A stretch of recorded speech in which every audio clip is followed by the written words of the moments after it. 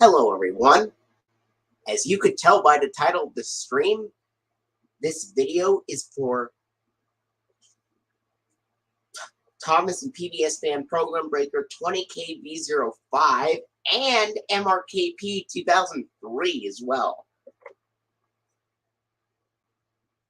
So I will send you the link. Here's one for Thomas and PBS Fan Program Breaker 20K V05 right here.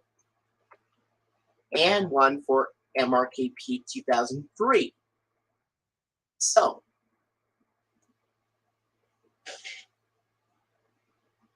what makes this stream special for both of those users? Well, I am actually going to be showing off my Sony Wonder DVD collection, which includes both my DVDs of Sesame Street and Arthur, all on one video. Since I know Thomas and PBS Fan Program Breaker 20K V05 is a fan of Arthur, and MRKP 2003 is a big fan of Sesame Street.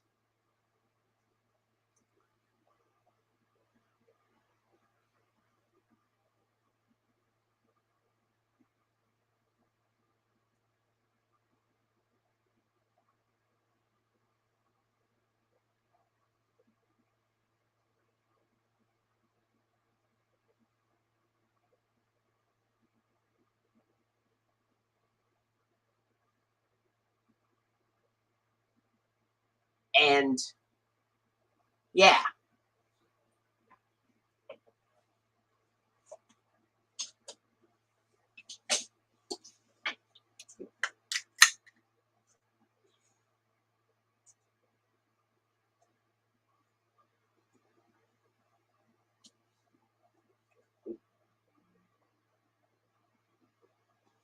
So without further ado,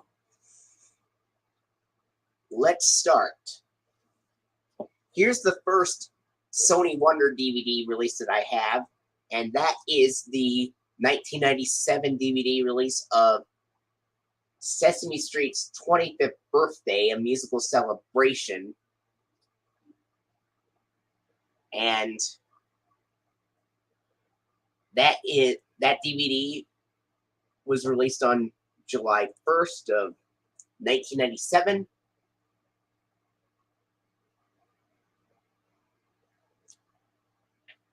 And this is the very first DVD release of Sesame Street to be released.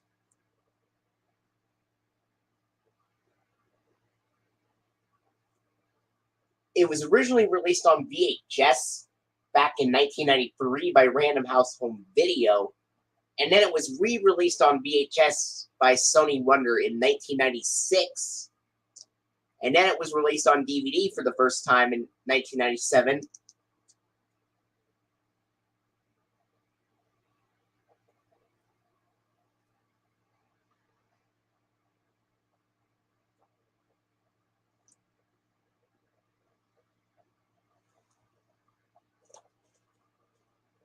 And I'm going to read the description. It says, "Everyone's invited as Sesame Street celebrates its 25th birthday. The whole family will want to sing along with this special hour-long collection of favorite Sesame Street songs, featuring C is for Cookie, Being Green, Monster in the Mirror, and many, many more." You are correct. That Sesame Street VHS did come out on VHS on February 6, 1996, which was the day that you were born. The Best of Elmo was also re-released by Sony Wonder on that same day as well, on February 6 of 1996, along with learning about re-releases of Learning About Letters, Learning About Numbers, The Best of Ernie and Bert, Sing, Hoot, and Howl with the Sesame Street Animals, etc. And the same day, Do the Alphabet and Kids Guide to Life Learning to Share were released on VHS for the very first time, since they were brand new releases at that time. Anyway, it says, Everyone's invited as Sesame Street celebrates its 25th birthday. The whole family will want to sing along with this special hour-long collection of favorite Sesame Street songs featuring C is for Cookie, Being Green, Monster in the Mirror, and many, many more. Ernie sings a medley of Ducky songs, including Do the Rubber Duck, Put Down the Ducky, The Honker Ducky Dinger Jamboree, and, of course, Rubber Ducky. And Big Bird leads the whole cast in the rousing finale of Sing. You're sure to treasure this wonderful collector's edition of Sesame Street for years to come.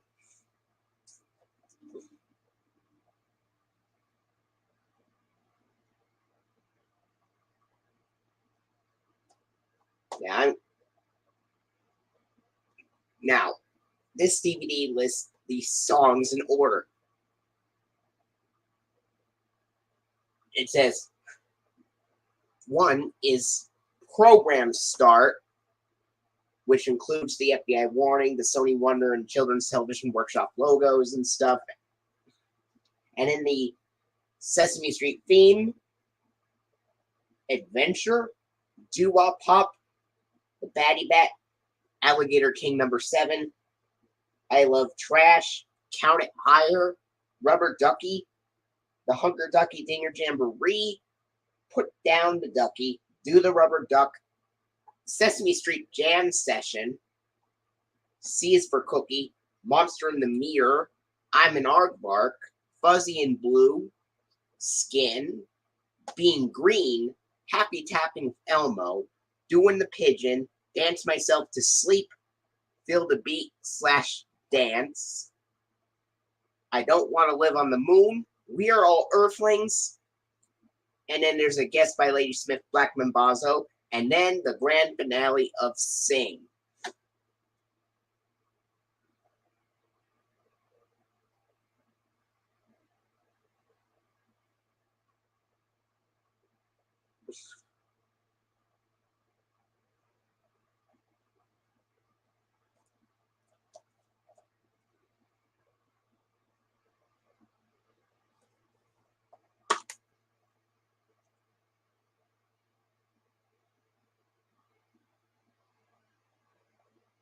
Yeah.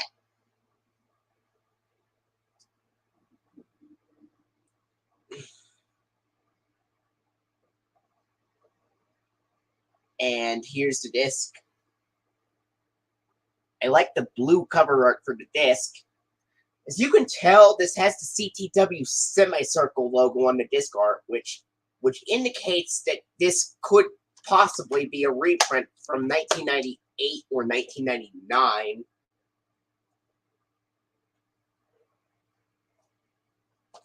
However, I checked this tape, it still contains the 1983 Children's Television Workshop Sparks logo at the beginning. And yeah, so at the beginning of this DVD, it has a slightly different opening on the DVD compared to the VHS from 1996. While the VHS from 1996 has the FBI warning, the Sony Wonder logo, and the 1983 Children's Television Workshop Sparks logo, which has the electronic synthesized noises and stuff. And then the title card and the Sesame Street theme, which is, of course, the Calypso version with kids enjoying a nice day at the park, which is Central Park, by the way, which, believe it or not, I actually went to that exact same park before. So, believe it or not,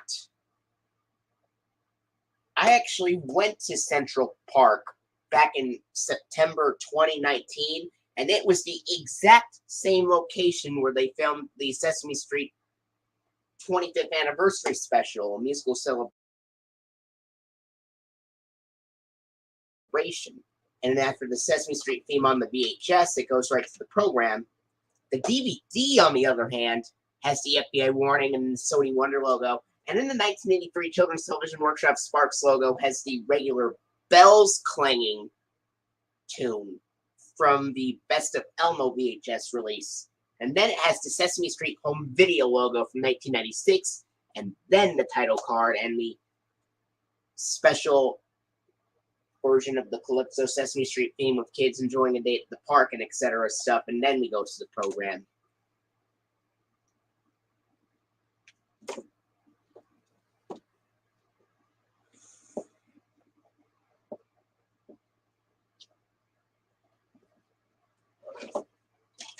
Next up, this is a DVD that I've gotten for my birthday. I haven't watched the modern Sesame Street seasons, so I mostly prefer the classic ones, but what are your opinions on Elmo's Puppy Tango? This next DVD I've gotten for my birthday 2 days ago, and that is the 1998 DVD release of Elmopalooza.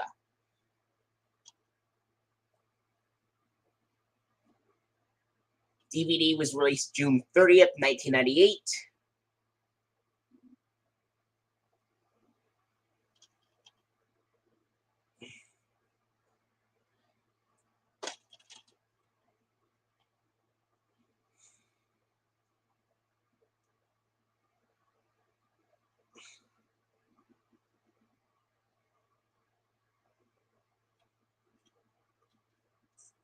And it says, join the Sesame Street Muppets for an all-star celebration of 30 years of songs and laughs.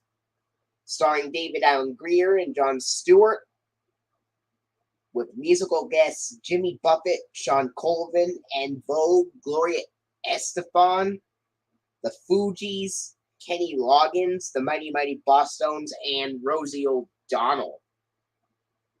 And here are the chapters.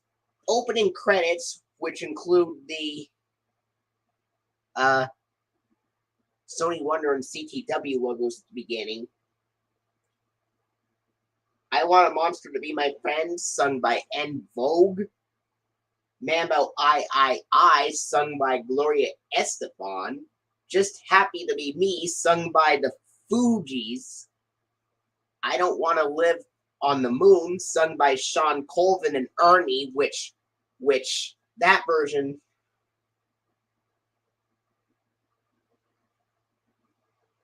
is pretty interesting, by the way.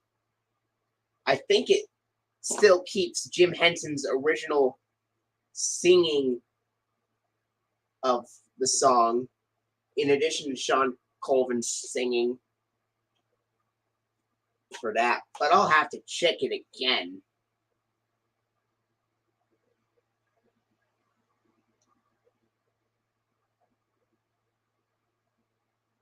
Because I know when Aaron Neville sang it with Ernie in the 25th season, they kept Jim Henson's original singing intact.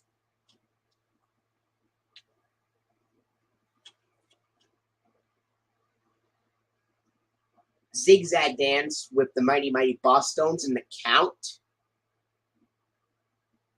Nearly Missed, sung by Rosie O'Donnell and Elmo. Caribbean Amphibian, sung by Jimmy Buffett, Kermit, and the All Amphibian Band. One Small Voice, sung by Kenny Loggins and the Kids. And then there's a songs medley sung by Elmo and the Kids, and then of course the closing credits.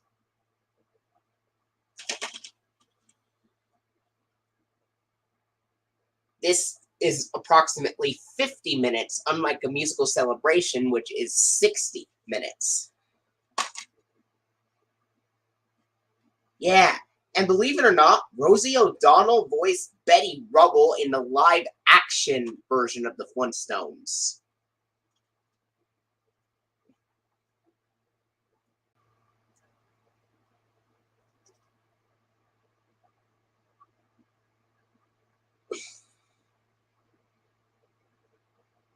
And here's the disc for Elmopalooza. I checked this DVD. It has the FBI warning, and then it has the DVD menu. And then after you push the play button, it has a cut short version of the Sony Wonder logo. And then the 1997 Children's Television Workshop semicircle logo that does not contain the word "Play It Smart" at the bottom. In other words, it's the earlier version from 1997. And then the Sesame Street home video logo from 1996, and then go right to the program.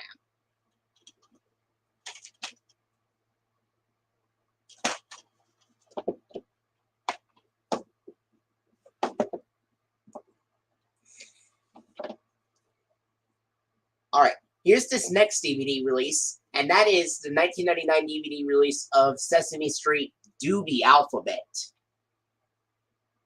Released on November 9th of 1999.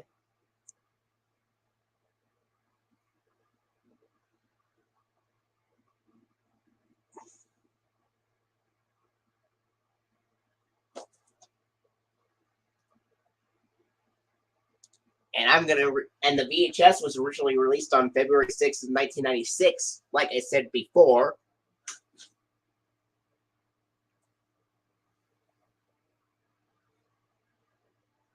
And it says, get ready to sing, dance, and laugh all the way from A to Z. When Baby Bear has trouble remembering his letters, he goes to the one bird in the world who can help him. Big Bird's amazing learning method, which features songs, games, and special surprises, makes learning the letters as easy as ABC. It's 26 times the fun when you learn the alphabet with Big Bird and friends.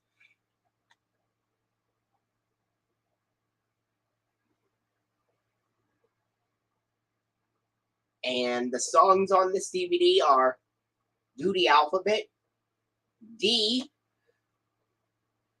which is DDD, sung by Ernie, J Friends, Alphabet Song, sung by Billy Joel, T Dance, Boogie Woogie Piggies, Alphabet Blues, and Alphabet Jungle Song.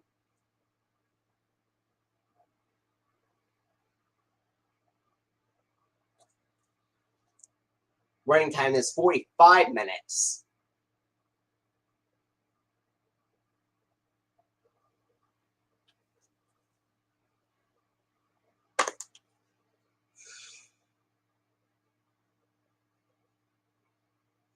And here's the disc for the DVD version of Do the Alphabet. And this DVD starts off at the DVD menu. And then when you push the play button, it has the FBI warning screen and then the Sony Wonder logo. And then for some reason, despite that the back cover and the disc art contain the 1997 CTW semicircle logo, the DVD itself actually contains the 1983 Children's Television Workshop Sparks logo on it. And it has the bells clanging audio on this DVD, just like the DVD of A Musical Celebration and the VHS of The Best of Elmo on this DVD. And then the Sesame Street home video logo. And then, of course, the title card. And then we go right to the program. Yeah, I know Billy Joel voiced Dodger and Oliver and Company, so that's pretty cool. Next up, we have the DVD release of 1, 2, 3, Count With Me, released on December 14th, 1999.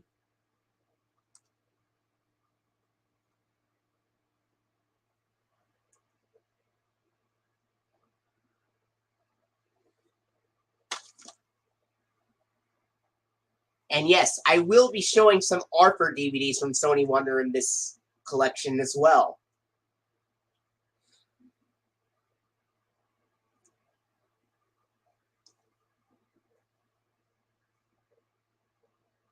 It says, count on Ernie to make the numbers a musical treat. By the way, 1, 2, 3, Count With Me was originally released on VHS on July 8th of 1997. Yeah, it does take place at the Furry Arms Hotel. I've watched this DVD as a child before, and It was pretty interesting, actually. Count on Ernie to make learning the numbers a musical treat. Today, he's stopping by the Furry Arms to show everyone just how easy and useful learning the count can be. Adding to the fun, Elmo and, of course, the count help out with musical numbers of their own. Soon, everyone agrees, whether it's 3 frisky puppies, 6 hungry penguins, or 15 stampeding elephants, counting is as easy as 1, 2, 3. Not to be confused with a Dragon Tales DVD release called Easy as 1, 2, 3.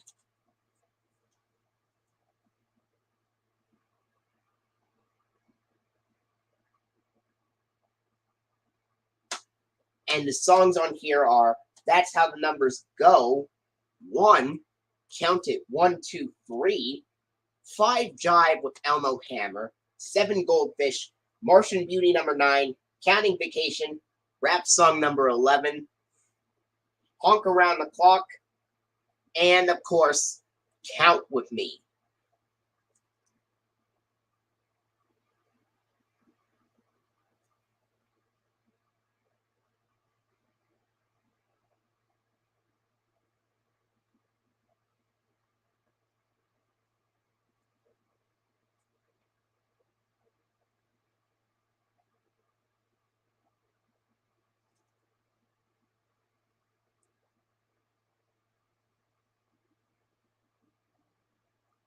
And the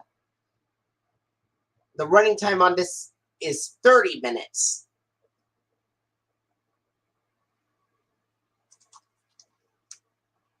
And here's the disc for the DVD of 1, 2, 3, Count With Me.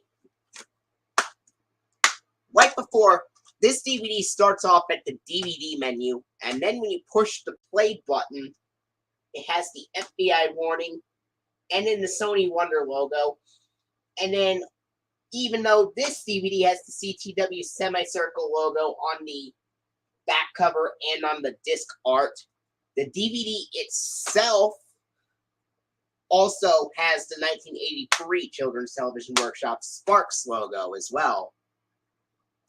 But this time, it has the electronic synthesized noises on this DVD of 1, 2, 3, Count With Me, unlike the DVD of Duty Alphabet, which used the Best of Elmo variant with the bells clanging. This time, this DVD of 1, 2, 3, Count With Me has the electronic synthesized noises. And by the way, if you want to know the difference between the sound effects in them, the electronic synthesized noises variant has 3 descending electronic keyboard scales, and then a laser zap at the end, while the bells clanging version from the Best of Elmo has 3 ascending bells playing, and then it culminates into a metallic clang sound, and then a ding noise when the text sparkles.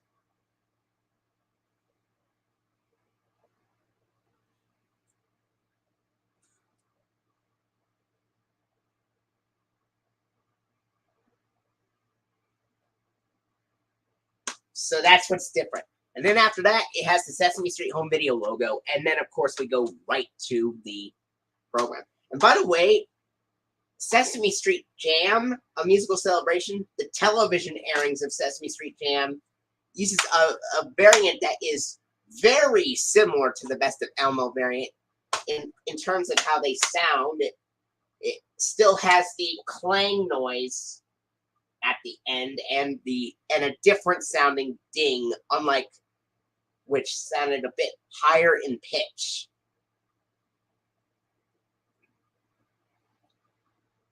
So the Sesame Street Jam variant from TV airings of it and the Best of Elmo variant are very similar to each other in terms of how they sound.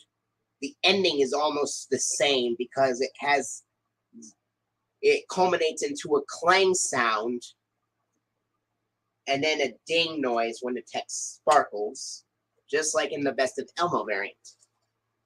By the way,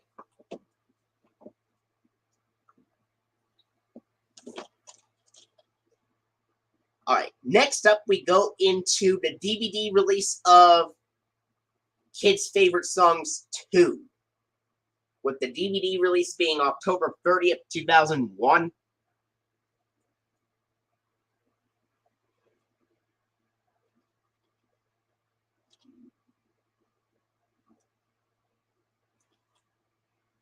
And yeah.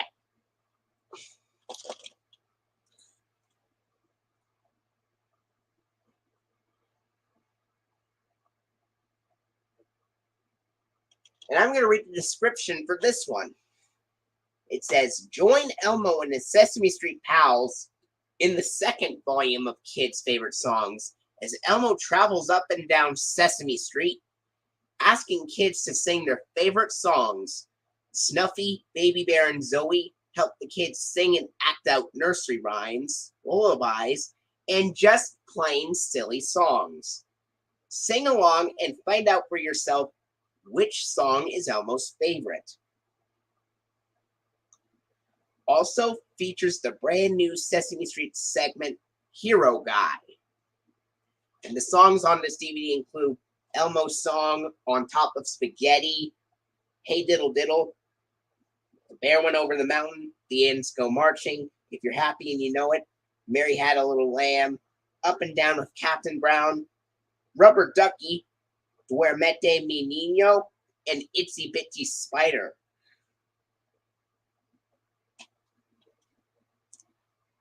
It is 45 minutes long.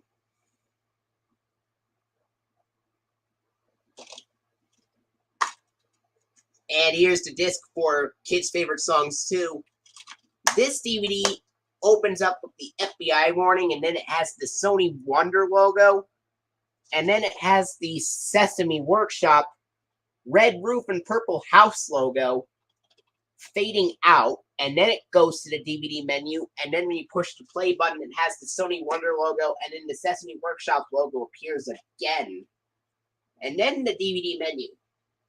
There are some rare copies of this DVD that have the 1997 Children's Television Workshop semicircle logo, which freezes to the DVD menu and has the FBI warning appear when you push the play button. But these copies are very rare. Most of them would have the Sesame Workshop logo and would go straight to the Sony Wonder logo when you push the play button. I did have a copy of the DVD when I was a child, which had the 1997 CTW semicircle logo freeze to the DVD menu back in like 2003.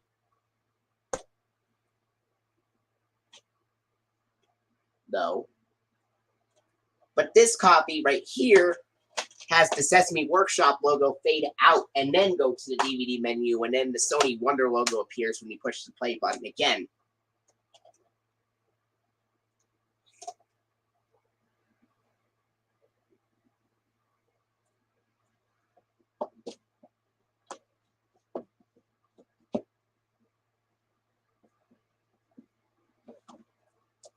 All right. Next up, I have the 2001 DVD release of the Alphabet Jungle game. Also released on DVD October 30th, 2001. It was originally released on VHS back on July 7th of 1998. The best of Sesame Street's classic cartoons.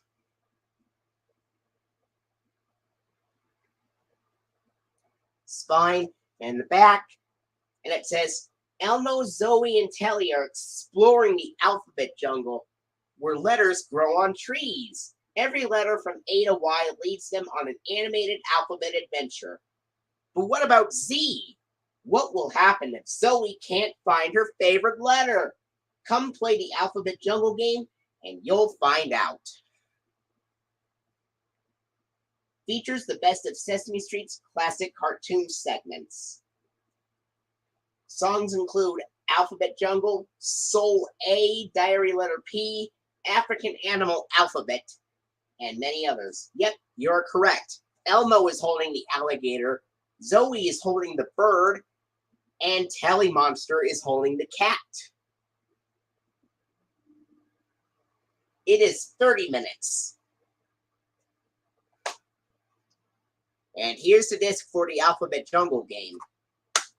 This DVD opens up with the FBI warning, and then the Sony Wonder logo, and then it has the 1997 Children's Television Workshop semicircle logo, which freezes to the DVD menu. And then when you push the play button, it has the Sesame Street home video and audio trailer from 1997, and then the Sesame Street CD and cassette trailer from 1998, and the Please Stay Tuned screen, and then the FBI warning, and then a cut short version of the Sony Wonder logo. However, when it appears before the DVD menu, the Sony Wonder logo is in its original length. However, when it appears a second time, it is cut short. And then after that, the 1997 Children's Television Workshop semicircle logo appears again.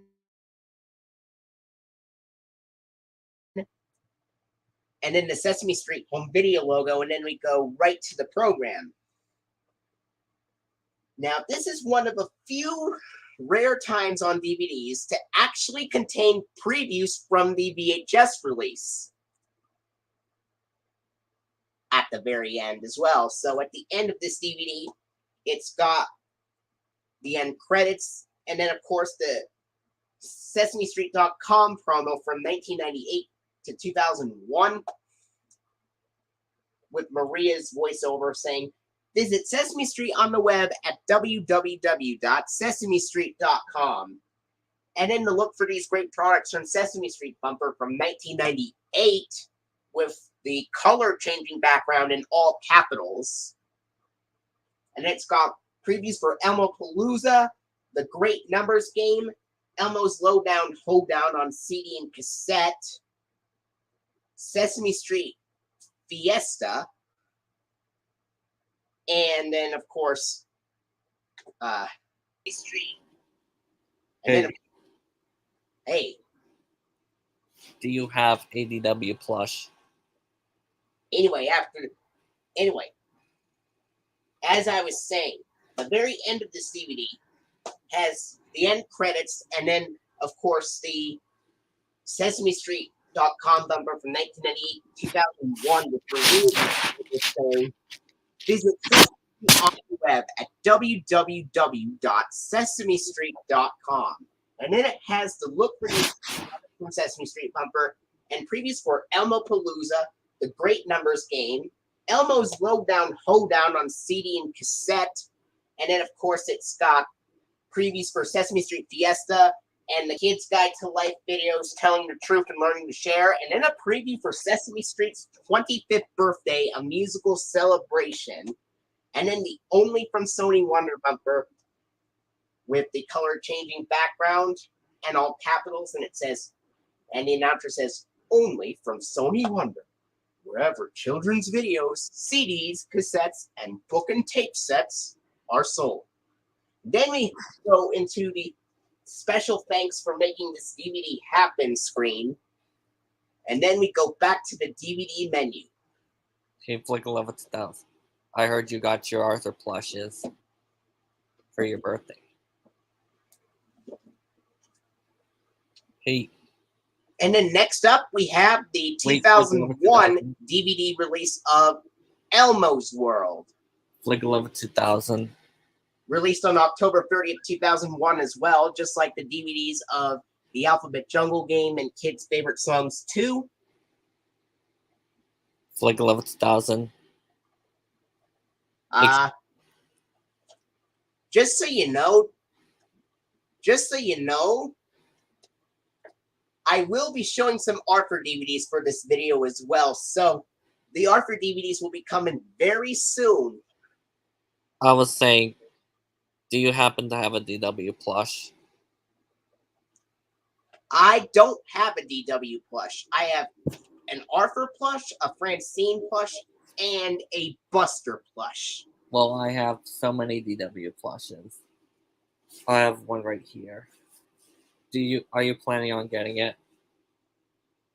Anyway, this DVD of Elmos World was released on October 30th, 2001.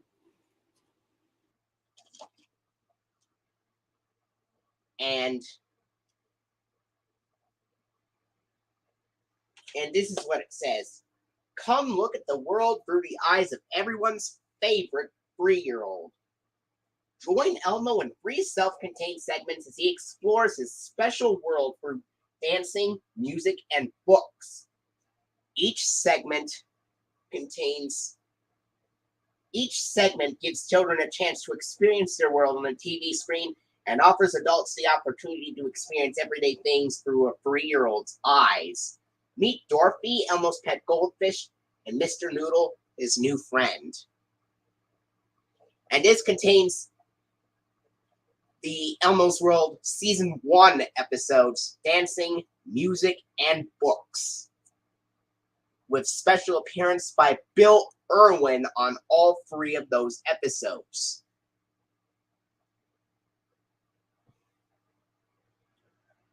The running time is 50 minutes. And here's the disc for Elmo's World, which is, of course, dancing, music, and books. And at the beginning of this DVD, it's got the FBI warning and then the Sony Wonder logo. And then it has the Sesame Workshop red roof and purple house logo, which fades out. And then it goes to the DVD menu. And then after that, it's got the Sesame Street home video and audio trailer from 1997, the Sesame Street CD and cassette trailer from 1998, and then a different Please Stay Tuned screen with a color-changing background, and with the harmonica Sesame Street theme playing in the background. And then, of course, it's got the Sesame Street home video logo from 1996, and the Elmos World theme song, which is, of course, the original version of the Elmos World theme from 1998, which has Elmo walking past his closet door and his goldfish Dorothy, and then walking towards his shade and then drawing a curtain on it. And then Elmo pulls the curtain down. And then Elmo writes his name. And then the Elmos World logo is formed. And the background for the shade is a bit darker in the 1998 version of the intro compared to the later versions of the intro from 2000 and onward. And then after that, we go into the start of the dancing episode.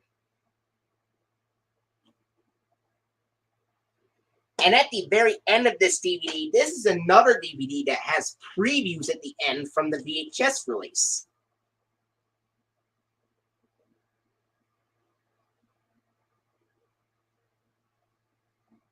Yeah, the word world is made from crayons. Yeah.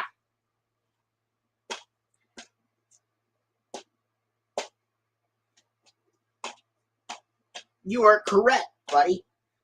And at the very end of the DVD, this also has previews. And it's got the last few seconds of the music episode, and then the end credits. And then the SesameStreet.com bumper from 1998 to 2001. And then, of course, the Sesame Street magazine ad from 1999 with the announcer saying, "Your child will love Sesame Street magazine, and you'll love Sesame Street parents. It's written just for parents and preschoolers." Stuff like that. And then after that, it's got the "Look for these great products from Sesame Street" bumper with the harmonica theme.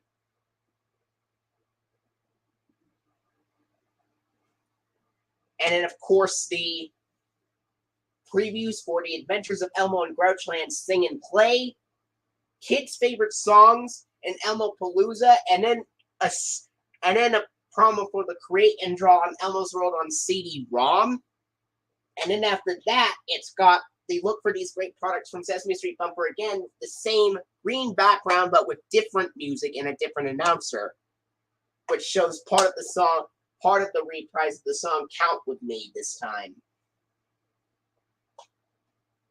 Whereas in the one with the reprise, the announcer says, "Look for these great products from Sesame Street." Whereas in the one with the harmonica theme, he says, "Look for these great products from Sesame Street." And then after the "Look for these great products from Sesame Street" bumper appears again, it's got previews for Big Bird Gets Lost, and then a preview for the other Kids Guides to Life videos, which are Telling the Truth and Learning to Share, and then a preview for 1, 2, Freak Out with Me, Sing Yourself Sillier at the Movies, Elmo Size, Sesame Street Platinum of All Time Favorites, and of course the preview for William Wegman's Mother Goose, and then the Only from Sony Wonder bumper with the last few seconds of the song Count With Me, just like the DVD of the Alphabet Jungle game, except this time it's just a blue screen that reads, "Wherever children's videos, CDs, cassettes, and book and tape sets are sold."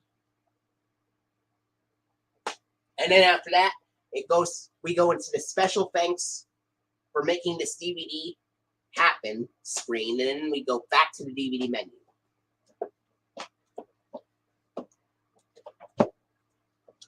Next up, we have the 2001 DVD release of Elmos World Wild Wild West, which is released on November 6, 2001, the special edition, and the first Elmos World home video special.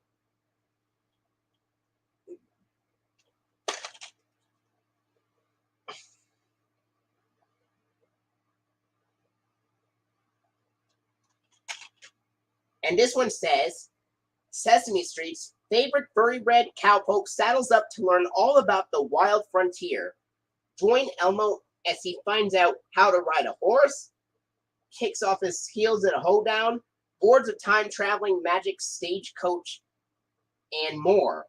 Featuring classic cowpoke songs and plenty of fun with his partners, the Noodles, Marshall Grover, and special guests, country singer Travis Tritt and Broadway's Kristen Chenoweth, Elmo takes viewers young and old on a wonderful ride for the very best of the Wild Wild West. And this, of course, this is one of the specials which has Kristen Chenoweth, Bill Irwin, and Michael Jeter appearing in the Elmos World segment at the same time. The other one being Elmos World Happy Holidays, released in 2002. And this marks the earliest appearance of the season 4 design of Elmos World, and it does have the doorknob coming loose at the very, very beginning, just like in some episodes, like Sky and Getting Dressed, respectively.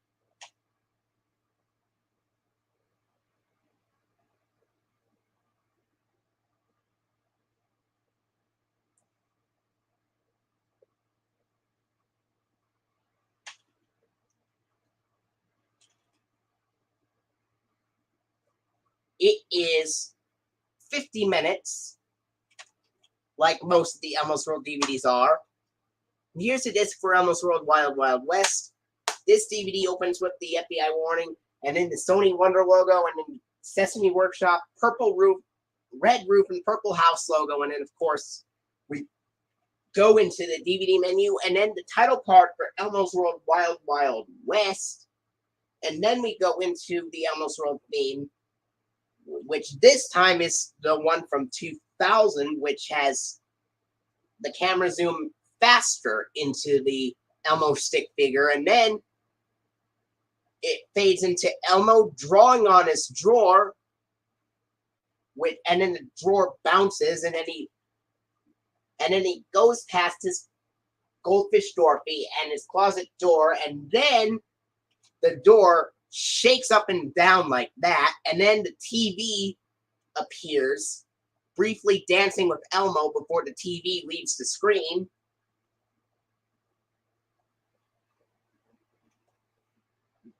And then, of course, Elmo would write his name on the shade before, except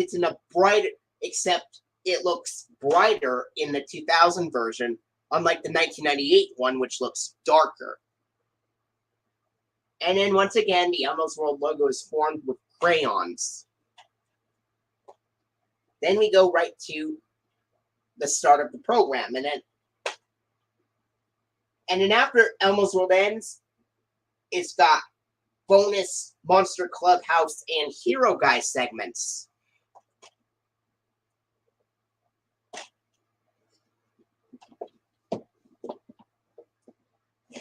All right, next up, we go into the 2002 DVD release of Elmos World Babies, Dogs, and More, which is released on May 14th, 2002.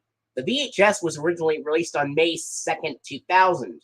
And as for Dancing, Music, and Books, that was originally released on February 1st, 2000 on VHS.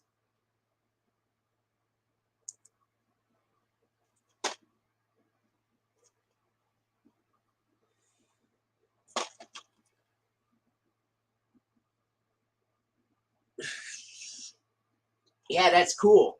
Yeah, and it says, everyone's favorite 3-year-old is back in this special world. With his pet goldfish Dorothy and friend Mr. Noodle, join Elmo as he explores the world of babies, dogs, and life on the farm. Each self-contained segment gives children a chance to experience their world on a TV screen and offers adults the opportunity to experience everyday things through a 3-year-old's eyes. Featuring original and classic songs, each segment educates and delights viewers, young and old. And this contains the season 2 episodes, Babies, Dogs, and Life on the Farm, which is actually just called Farms.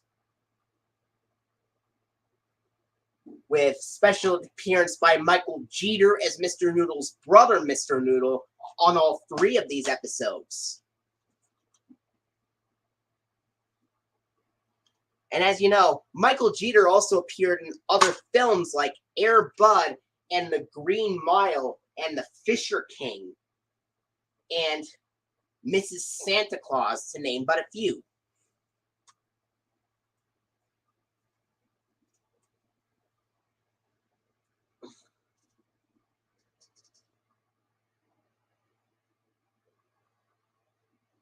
And here's the disc for Elmos World Babies, Dogs, and More.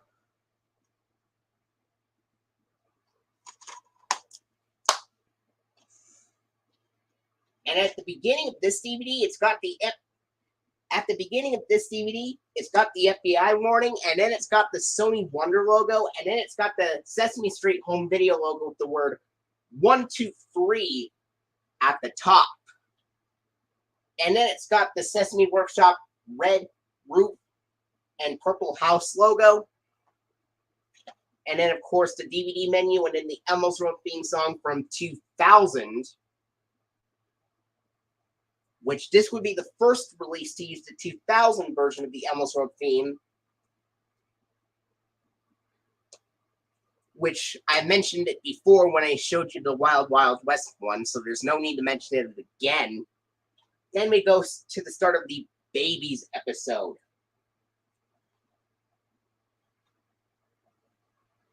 And at the end of the DVD, it's got the last few seconds of the Farms episode, and then, of course, the end credits. Yes, it does have the page-turning effect in the Elmos World theme on this DVD, but the page sound effect is not heard on this DVD.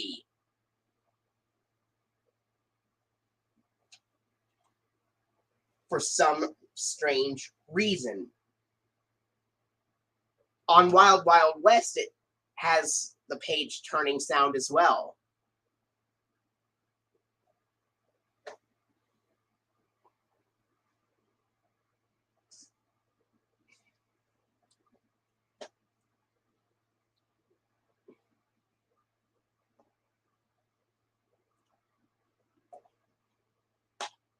Anyway, at the end of this DVD, it has the last few seconds of the Farms episode, and then the end credits, which has the harmonica instrumental Sesame Street closing theme playing in there, unlike the Dancing, Music, and Books one, which has the Calypso instrumental opening theme. And then after that, it's got the SesameStreet.com bumper from 1998 to 2001, and then the Sesame Street magazine promo from $19.99, and then we go to the DVD menu. All right, now we go into the very first DVD release of Arthur, and that is Arthur's Great Summer, which is released on June 11th of 2002, including 3 great adventures.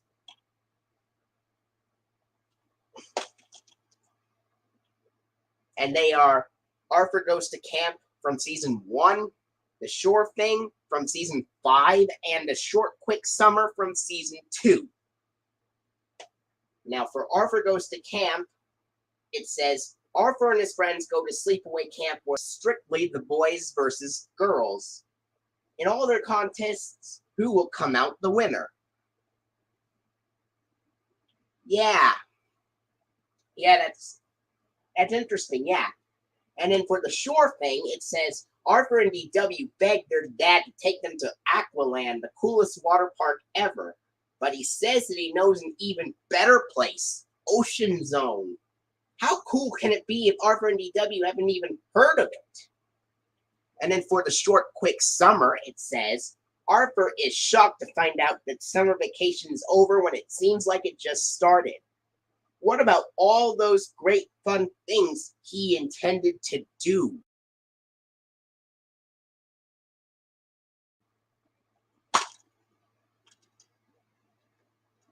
And here's the disc for Arthur's Great Summer.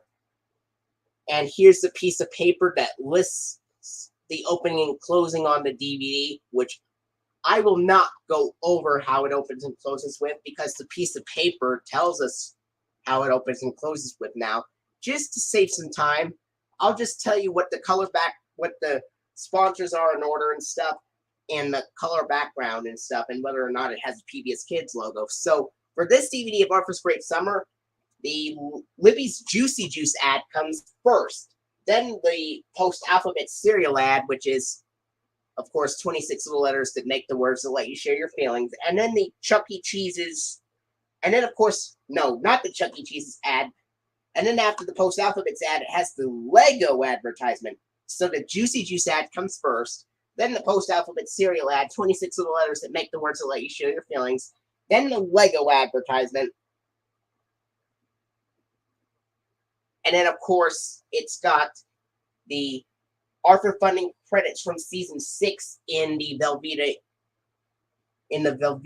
cheesy yellow pizza triangle background.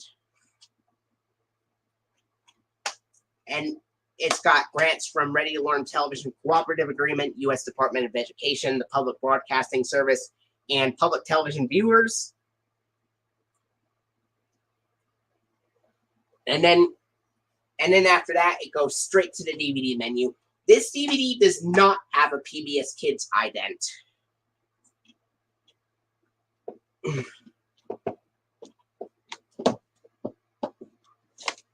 All right, next up, we go into the 2002 DVD release of Arthur the Good Sport, released on June 11th, 2002 as well.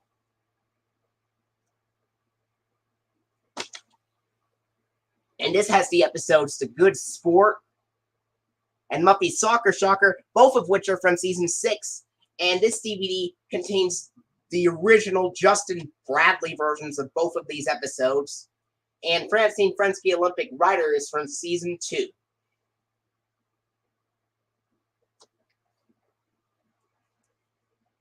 Now I'm going to read the description. For The Good Sport, it says, when the Athlete of the Year award doesn't go to Francine, she makes no effort to hide her hurt feelings from Jenna, the recipient. Michelle Kwan, world champion, figure skater, and graduate of Lakewood Elementary, guest stars to teach Francine about being a good sport.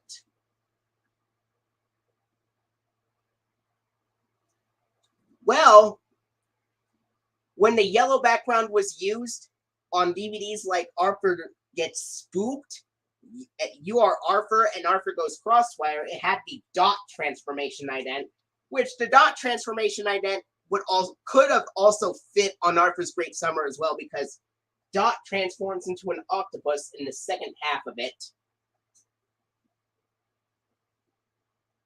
in the second part of it, I should say, an octopus live in water.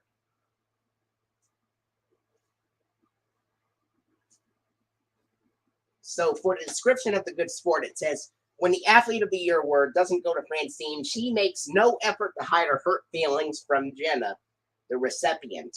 Michelle Kwan, world champion, figure skater, and graduate of Lakewood Elementary, guest stars to teach Francine about being a good sport. And then for Muffy's Soccer Shocker, it says, Muffy's proud that her dad is a new soccer coach until he exhausts the team with demanding drills like the shock absorber. Even if Muffy survives playing goalie in the big game, will the team survive her dad? And then for Francine Frensky Olympic rider, it says, all her life, Francine has dreamed of owning a horse. Her secret goal is to be an Olympic equestrian, but first she has to learn to ride.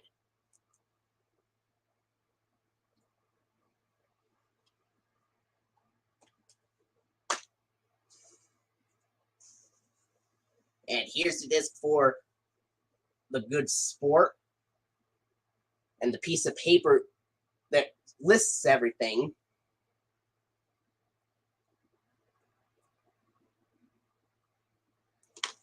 So for the sponsors in order for this DVD, Lego is the first sponsor on this DVD here. And then the Libby's Juicy Juice ad appears next. And then the post-alphabet cereal ad, which is 26 of the letters that make up 1 million words to tell billions of stories. And then, of course, the Season 6 funding with the same grants and everything, but this time it has a grassy green checkered grid background on this DVD. And then it has the PBS Kids, and then it has the 2000 PBS Kids Dot transformation ident, where Dot transforms into a tiger at first, and then turns into an octopus, and then turns into an astronaut. And then after Dot turns into the astronaut, Dot floats a little bit and says, "Doink," and then it has Dot's circular PBS Kids logo being shown on a dark blue background with stars shown in the sky.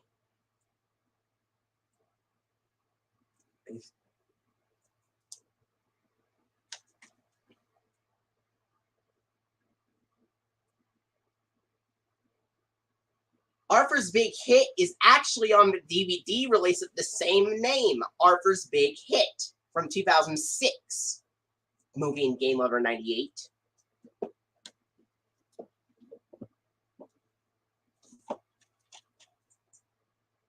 Next up, I have the 2002 DVD release of Arthur's Best School Days. This is the 2002 DVD release. The VHS was released on September 11th, 2001. Which was the day the unthinkable happened.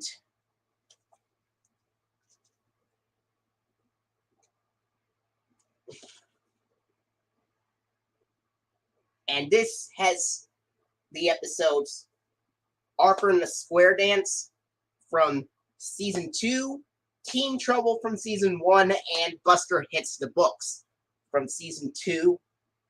And for Arthur and the Square Dance, it says, does Francine have a crush on Arthur? That's what Binky thinks, and soon even Arthur is beginning to wonder. Can Arthur avoid Francine and her cooties for the rest of his life? Oh yes, they did mention about Mrs. McGrady's illness in The Great McGrady. Yes. Yeah. For Arthur and the Square Dance, it says, does Francine have a crush on Arthur? That's what Binky thinks, and soon even Arthur is beginning to wonder. Can Arthur avoid Francine and her cooties for the rest of his life? And then for Teen Trouble, it says, Arthur, Francine, and Buster have to do a report on ancient Rome, but can they work as a team to complete the assignment? And then for Buster Hits the Books, it says, Buster has 1 week to finish a whole entire book with chapters and write about it. Since he's gotten through school without ever reading a book, will he live to tell the tale?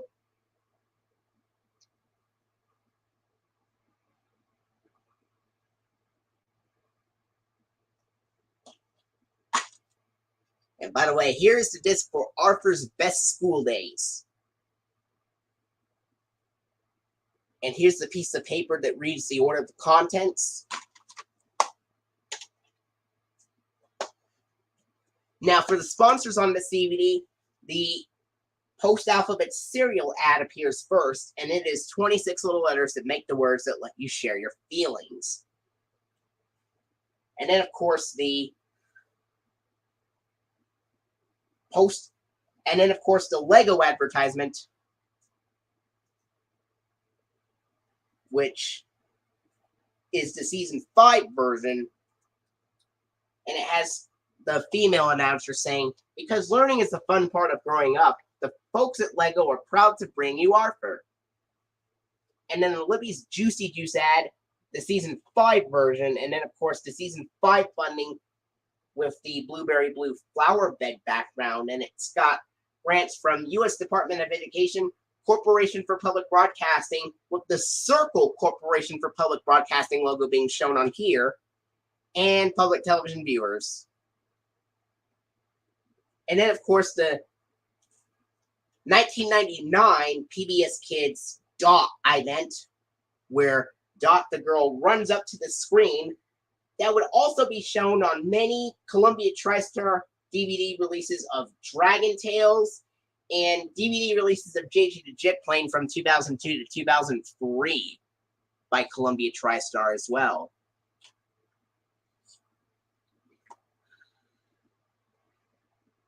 And then after that, the DVD menu.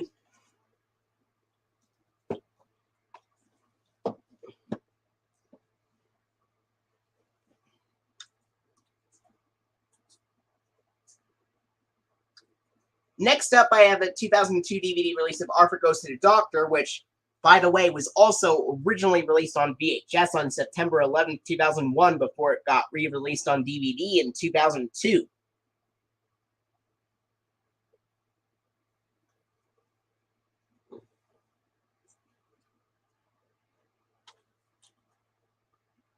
And the episodes on this DVD are Arthur's Knee from Season 2, Buster's Breathless from Season 4, and The Lousy Week from Season 5.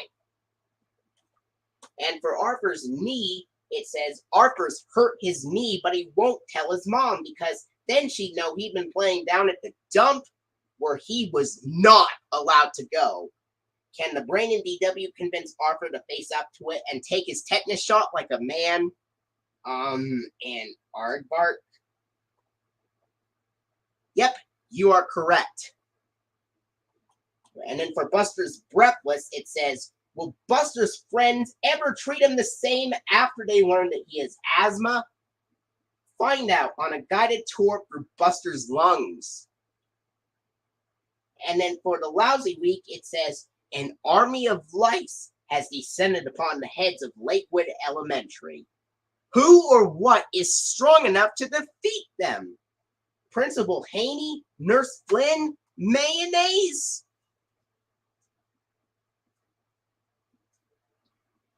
And for some reason, this DVD in Arthur's Best School Days came out in 2002, but the packaging says 2001 on both of these DVDs for some bizarre reason. And here's the disc for Arthur Goes to the Doctor, and the piece of paper that tells us the contents. The sponsors on this DVD are exactly the same in order as they were on Arthur's Best School Days. The only difference is the Arthur funding logo has the blueberry blue flower bed background with the Arthur logo on it instead of the green one with the Arthur logo on it. Other than that, the same sponsors. Post Alphabets is first with the same Make the Words to Let You Share Your Feelings ad. And then, of course, the Lego ad from Season 5 with the same female voiceover. And the Juicy Juice ad from Season 5, the Season 5 funding with the blueberry blue flower bed background. And then the 1999 PBS Kids Dot ident, where Dot the girl runs up to the screen.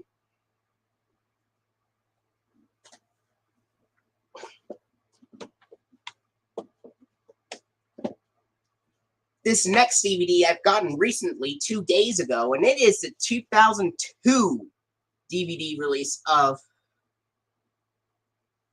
Arthur's Scary Stories, released on July 16th, 2002. The VHS was originally released on August 1st, 2000.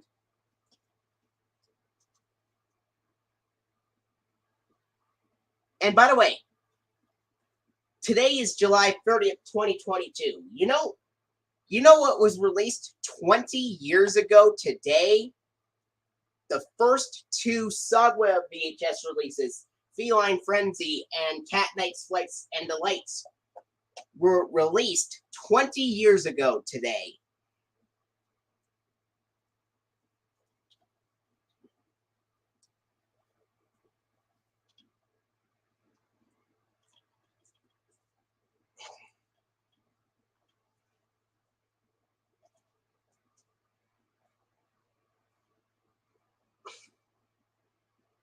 So anyway, this DVD of Arthur's Scary Stories was released July 16th, 2002.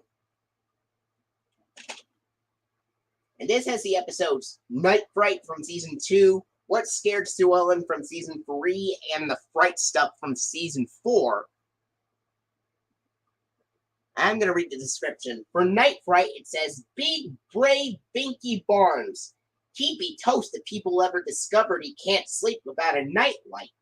It's his deepest, darkest secret. When Arthur spends the night and discovers the truth, Binky has no choice but to try bribery. And then for What Scared Sue Ellen, it said, Sue Ellen's not afraid of much, but when she encounters a really creepy howling noise in the woods, she's scared for real. She gathers the gang for a showdown. Will they face their fears and learn the source of the mysterious howls? And then for the Fright Stuff, it says, Prankster poltergeists have arrived in Elwood City, and just in time for the scare your pants off costume party. It's boys versus girls in what becomes a big battle of pranks until the kids learn a lesson about practical jokes from a spooky source. And for some reason, even though this DVD is from 2002, the packaging says 2000 on the DVD. Just like with some of the Elmos World DVD releases like Babies, Dogs, and More, they were released on DVD in 2002, but the packaging said 2000, which the VHS releases were released in 2000, but not the DVD.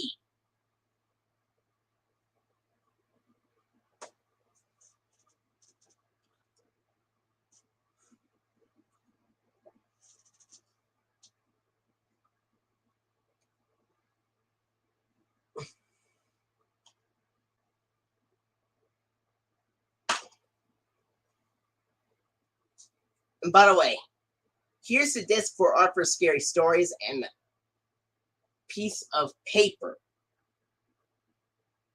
that tells us the contents.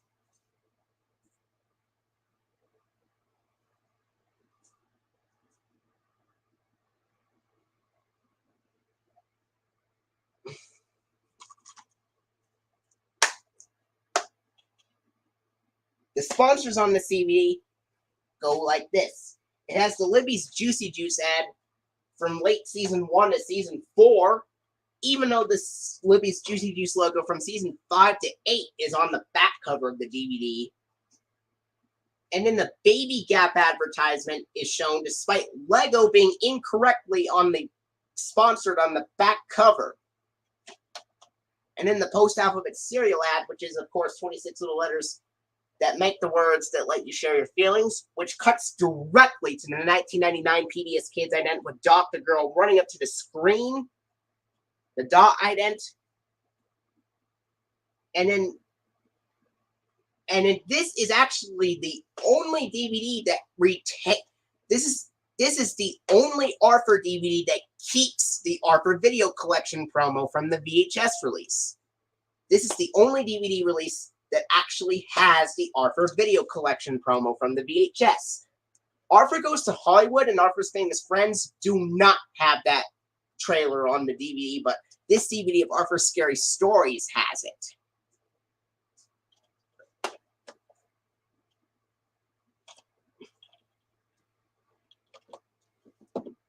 Next up, we go into the 2002 DVD release of Sesame Street. Elmo visits the firehouse.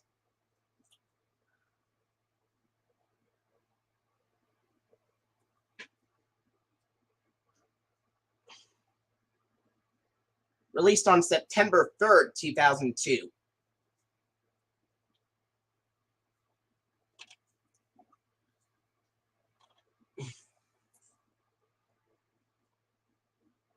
Now I'm going to read the description for the video. It says, after a fire on Sesame Street gives Elmo a scare, he and Maria visit a real New York City firehouse, finding out all the protective clothes firefighters wear and practicing how to get low and go.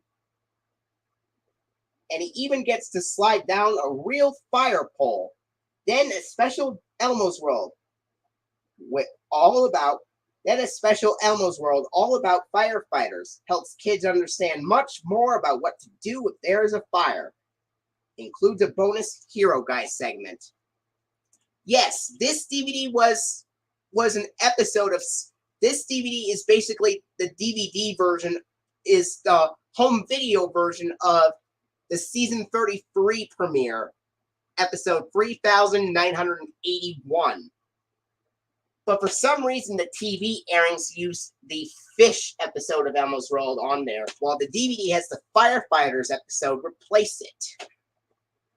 Even though the firefighters episode didn't air on TV until season 34 back in 2003. Which is interesting.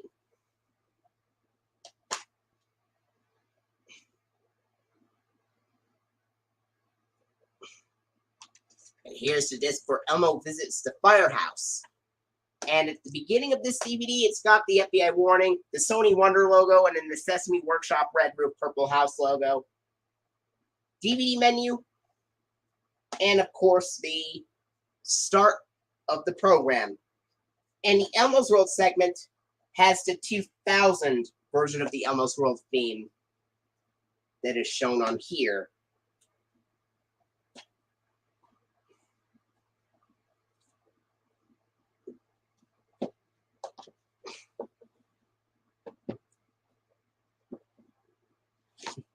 Next up, we go into the 2002 DVD release of The Adventures of Elmo and Grouchland Sing and Play, which is released on September 24th of 2002.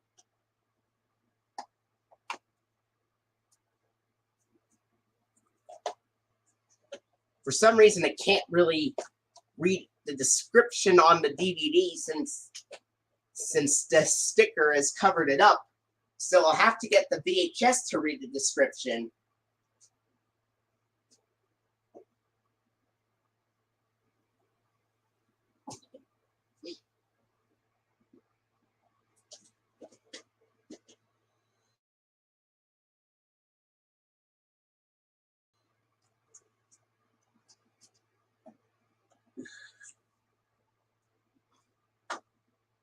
Yeah.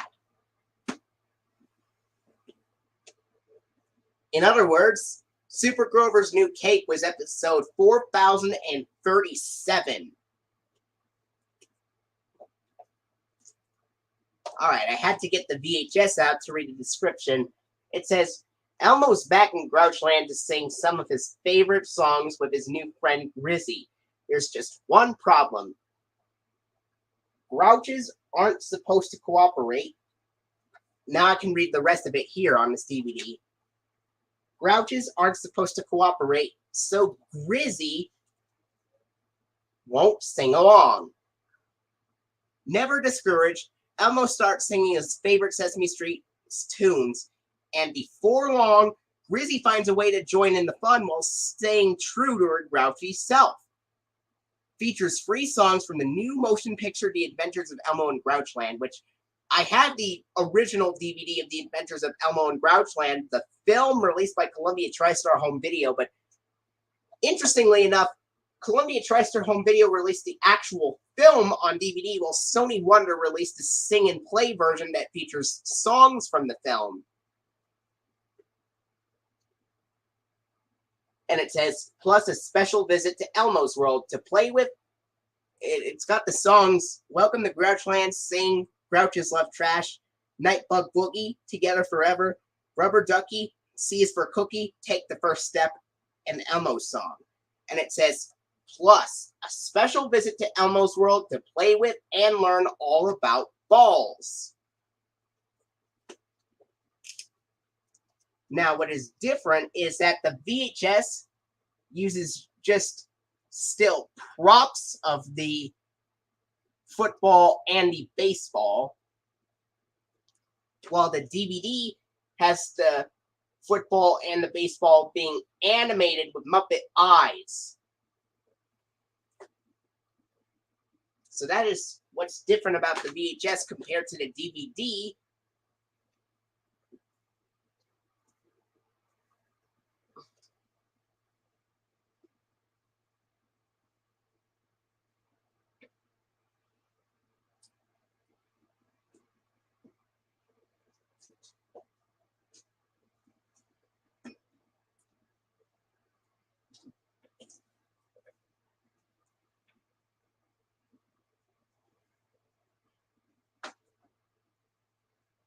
And I would say Elmos World Firefighters would have to be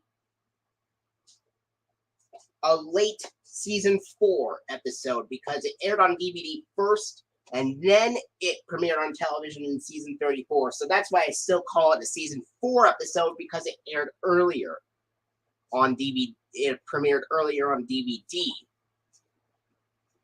And of course, the Balls episode is from season 1.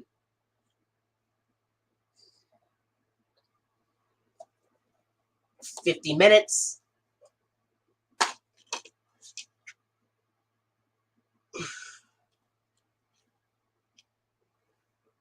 And here's the disc for the Adventures of Elmo and Grouchland Sing and Play. At the beginning of this DVD, it's got the FBI warning, the Sony Wonder logo, and the Sesame Workshop red roof, purple house logo.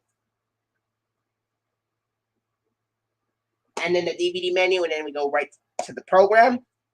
And after the end credits, for some reason, it still says that it still mentions the Children's Television Workshop name in the copyright date from the VHS on this DVD. It still says 1999 Children's Television Workshop CTW Sesame Street Muppets. Even though this DVD is from 2002 and the VHS is from 1999, it keeps the copyright date from the original 1999 CTW VHS release without updating it to say Sesame Workshop, even though the DVD is from 2002.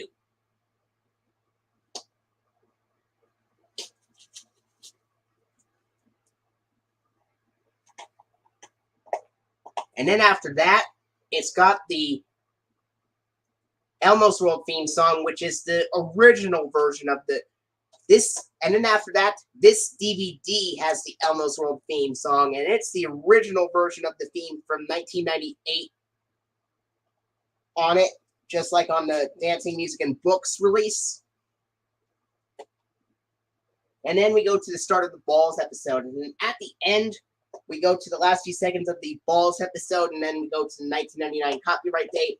And then the SesameStreet.com promo from 1998 to 2001 makes a surprise appearance at the very end of the DVD, just like it did with the 2002 DVDs, the Baby Socks, and more.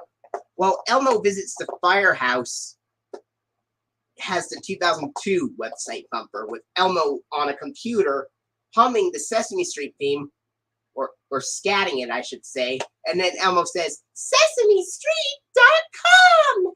Yay!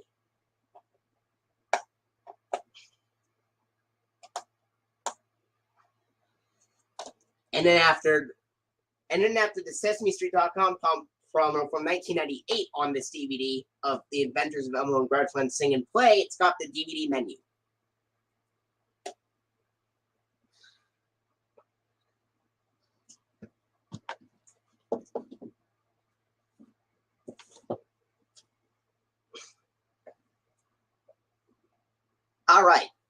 Next up, we have the 2002 DVD release of Arthur, It's Only Rock and Roll, starring the Backstreet Boys.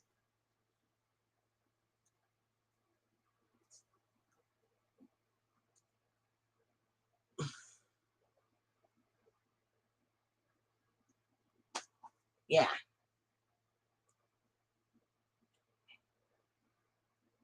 And what is very interesting about this DVD is that it features 2 exclusive songs performed by the Backstreet Boys. And this DVD, Arthur, It's Only Rock and Roll, originally aired on television in September of 2002. And that was to prepare for a brand new season of Arthur coming to PBS very soon after it aired on television. And that season is, of course, season 7. Arthur, It's Only Rock and Roll aired on TV in 2002 to prepare for season 7 of Arthur premiering.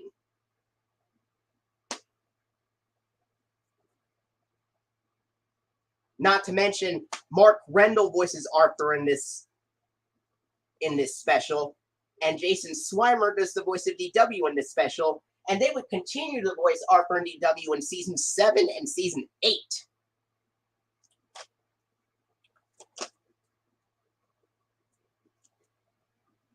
And it says, the Backstreet Boys are coming to Elwood City. While Muffy fantasizes about meeting her idol Nick Carter, Francine gripes about everyone's infatuation with a bunch of sellouts. Fed up with the hype, Francine forms her own anti-sellout band, You Stink. But when You Stink becomes an overnight sensation, the band suffers an identity crisis and Francine quits in a huff. Will You Stink rise to sellout stardom without Francine? Will the Backstreet Boys make Muffy their manager? There's only one way to find out.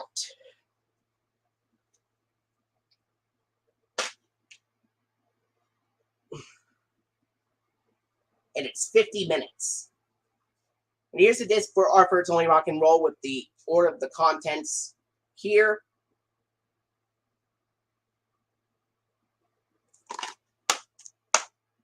And Post Alphabets is the only sponsor on this DVD. So after the Post Alphabets ad, it's got the Arthur, It's Only Rock and Roll funding continued with the bright blue background.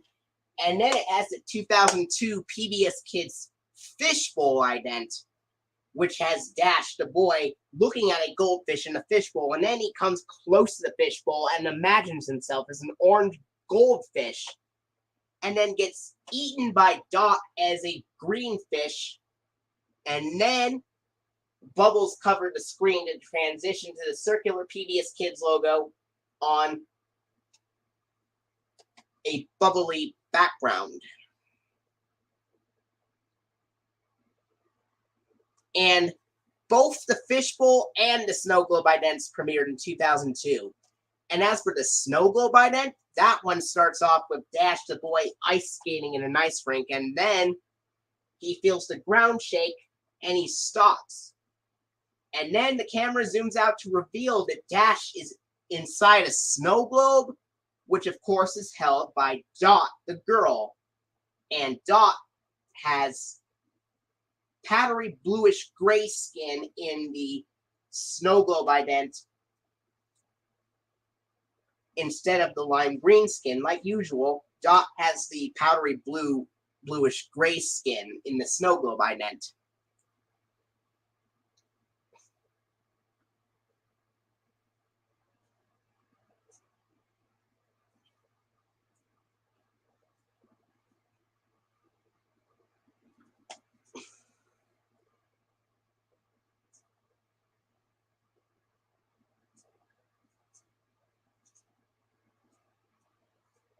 And apparently the Snow Globe ident is not on any Arthur DVD releases by Sony Wonder. However, the Snow Globe ident has appeared on TV airings of Arthur from 2002 to 2004, according to what Jeremy Barton told me.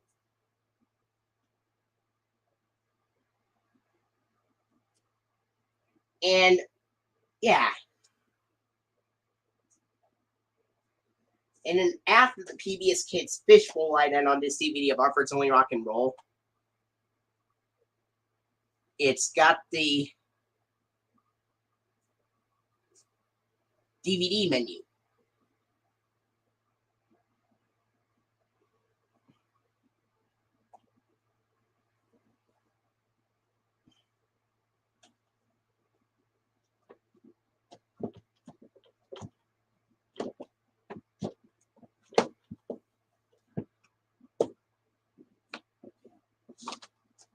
Next up, I have the 2002 DVD release of Arthur's Perfect Christmas, released on October 8, 2002. And Arthur's Only Rock and Roll was released on DVD October 1st, 2002, which was a week before this DVD was released. And October 8th, 2002 was also the same day Season 7 of Arthur premiered.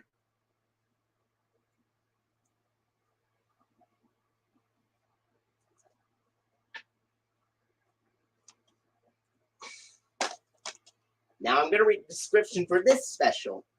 This hour-long special finds Arthur, DW, and their family and friends frantically making preparations for the perfect holiday season, including perfect gifts, perfect parties, and perfect family traditions for Christmas, Hanukkah, and Kwanzaa. Arthur soon discovers, however, that perfection is hard to come by, and that the joy of Christmas isn't found in an artificial version of the perfect holiday, but in the wonderfully imperfect world in which he lives. Join Arthur, DW, and all their pals in this fun-filled animated special based on the latest in the series of best-selling children's books by Mark Brown. That's true, but this DVD apparently does not have that website bumper. Neither does the VHS. It is 60 minutes long. The VHS was originally released on September 19th, 2000. And this special later aired on TV in November 2000, right as Season 5 was concluding.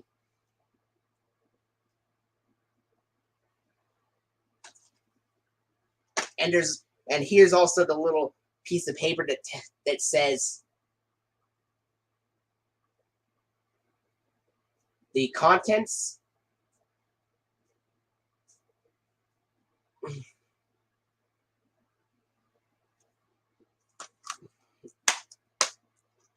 The Lego advertisement appears first, and it has a kid saying, "Lego, a proud sponsor of Arthur, wishes you the best holiday season you could ever imagine." And then, of course, the Libby's Juicy Juice ad from late Season 1 to Season 4, despite the updated one from Season 5 to 8 appearing on the back cover of the DVD. And despite the Season 5 ad appearing on TV airings, it has the late Season 1 to Season 4 ad on the VHS and DVD. And then the Arthur's Perfect Christmas Funny continued, and then we go straight to the DVD menu.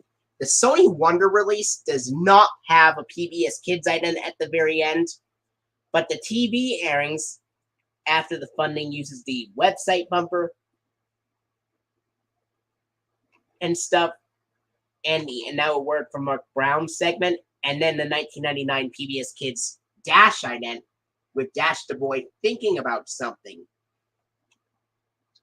And the 2012 DVD release of this, released by PBS Kids, has the kids' video version of it with Dash the Boy thinking about something, but with the DAW audio.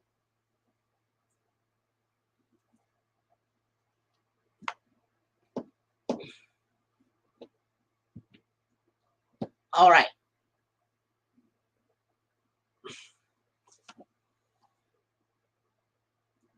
Now we go into the releases from January 14th of 2003. And as of this point on, we have officially come to look at Arthur and Sesame Street DVDs released on the exact same day.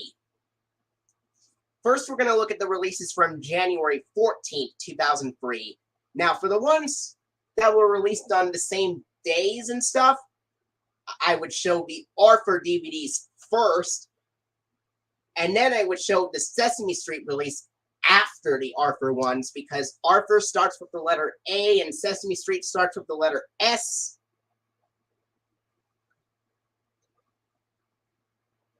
All right. So here are the releases from January 14th, 2003. We'll start with the Arthur ones. The first Arthur release from January 14th, 2003 is Arthur's Family Fun. Free Great Adventures, of course. And the episodes on this DVD are Arthur and Los Vecinos from season 6 with the original Justin Bradley version of the episode on this DVD. Sue Ellen's Little Sister from season 2, and Arthur's Family Feud from season 5.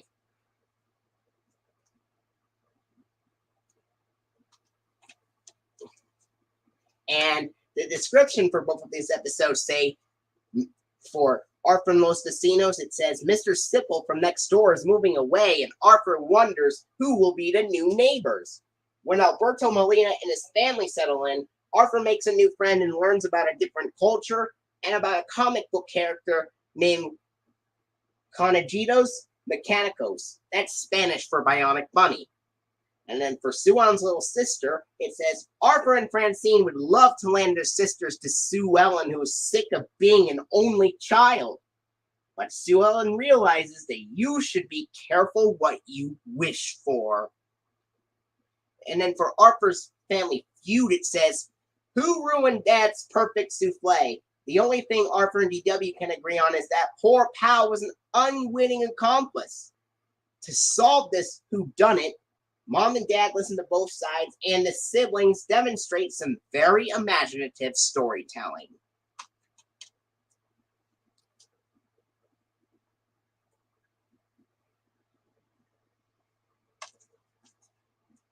And by the way, here's the disc for Arthur's Family Fun with the piece of paper reading the contents and everything.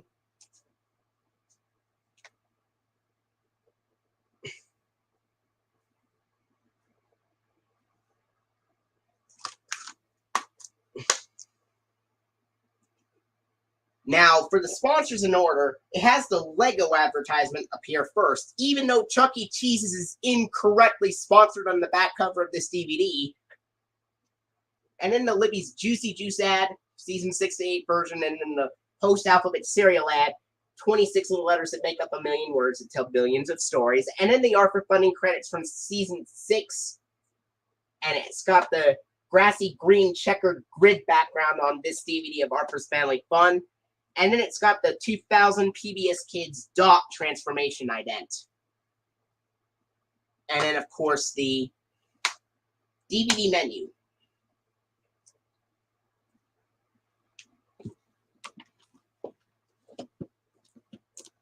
Next up, we go into the DVD release of Arthur's Snow Day, also released on January 14th of 2003.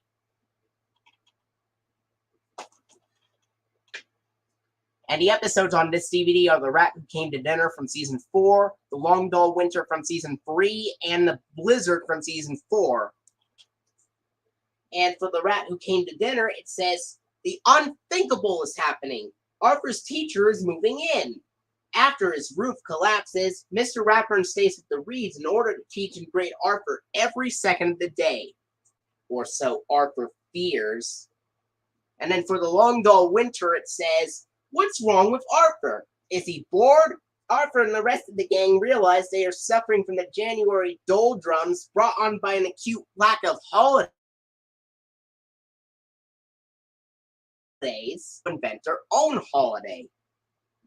And then for the Blizzard, it says, a big blizzard comes to Elwood City, taking out the electricity and television and sending residents for scrambling for supermarket supplies.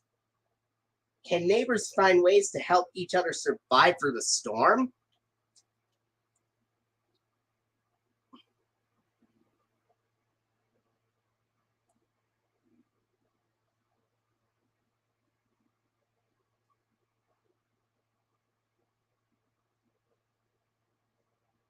Cool.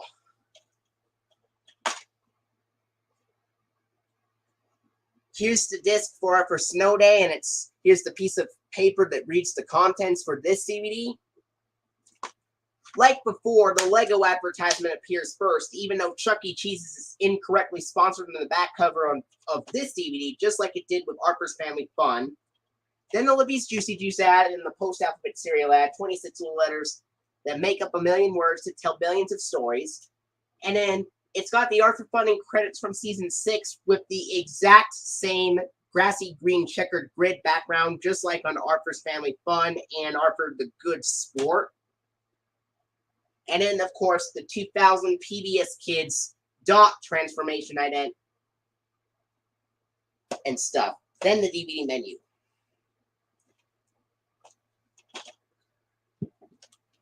This next DVD I've gotten 2 days ago on my birthday, and it is the 2003 DVD release of Arthur Goes to Hollywood. Released on January 14th, 2003 as well, even though it was released on VHS March 21st, 2000.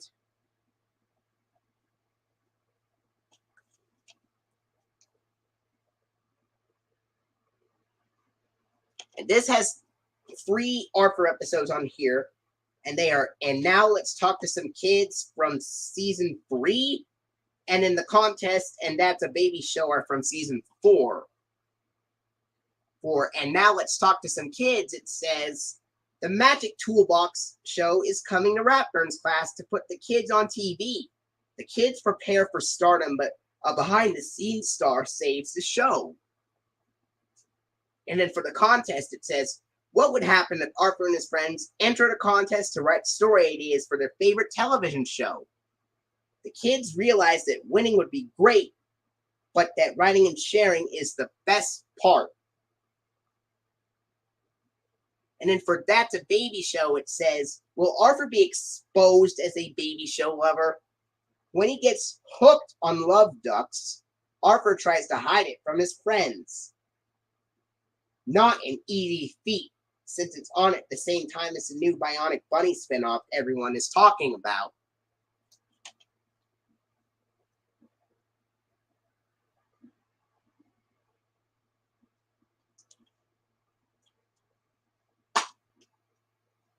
Here's the disc for Arthur Goes to Hollywood. And in case you want to know what we did, we are showing off my Sony Wonder DVD collection, which includes both the Sesame Street and the Arthur DVD releases. We will go over,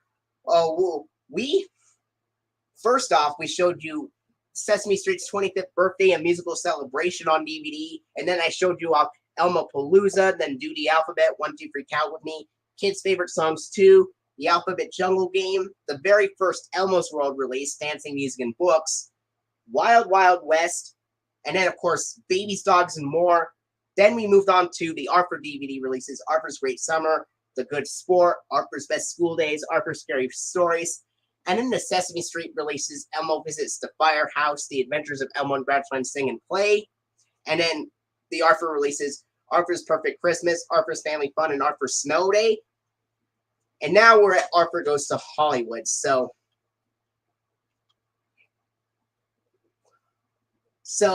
that was just a little recap on what I showed you before. But it's great that you came here, because this stream is for you and Thomas and PBS fan Program Breaker 20K V05.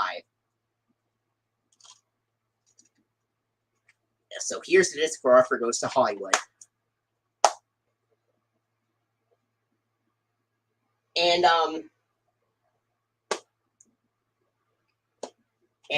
here is the piece of paper that reads the contents for this DVD.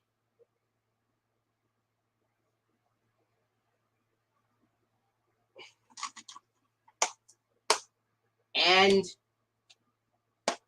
the sponsors in order of this DVD are the same as they are in the 2000 VHS release.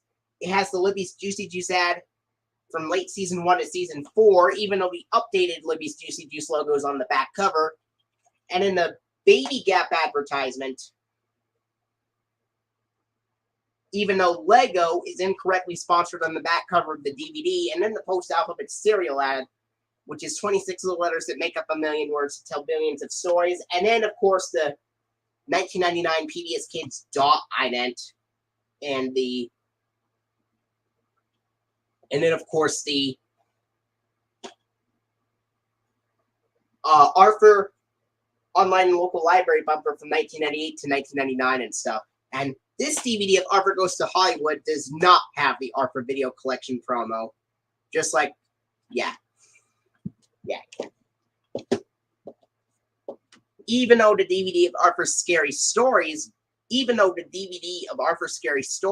does have the Arthur video collection promo. Alright. And next up, we have the 2003 DVD release of Arthur's Famous Friends, which... James, here's your reminder. Wake up. James, here's your reminder. Wake up. I was already awake by 8:45 in the morning, so... Pardon me, folks. That was just my Alexa speaking. Next is the 2003 DVD release of Arthur's Famous Friends, which is also released on January 14th of 2003 on DVD and March 21st, 2000 on VHS.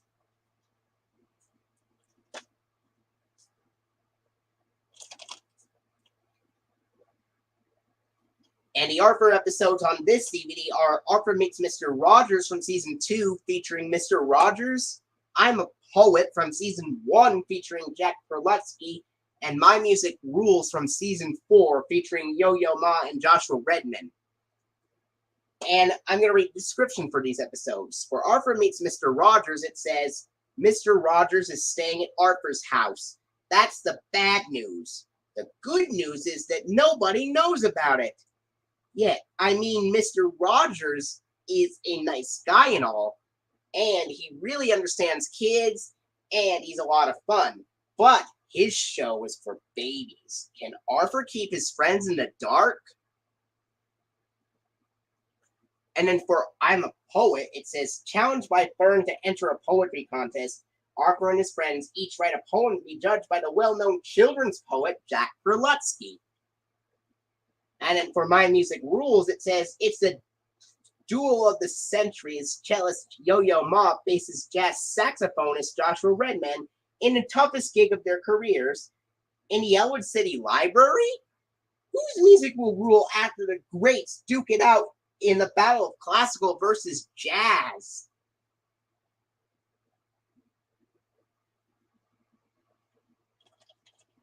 And here's the disc for Arthur's Famous Friends with the piece of paper reading the contents.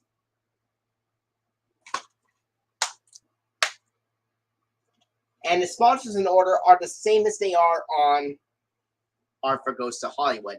This DVD of Arthur's Famous Friends also has the Libby's Juice ad from Season 1 to Season 4, despite the updated one being on the back cover of it. And the Baby Gap ad, even though Lego is incorrectly sponsored on the back cover, and the post-alphabet serial ad, 26 little letters that make up a million words that tell billions of stories. And the 1999 PBS Kids dot ident, and the Arthur Online and Local Library promo from 1998 to 1999. Then the DVD menu. Like the DVD of Arthur Goes to Hollywood, Arthur's Famous Friends DVD release does not have the Arthur Video Collection promo either. Those were all the Arthur releases from January 14th, 2003. Now we go into the Sesame Street release from January 14th of 2003, which is an Elmos World release. And that is Head to Toe with Elmo. Also released on January 14th of 2003 on DVD, alongside those 4 Arthur DVDs I already showed you before this.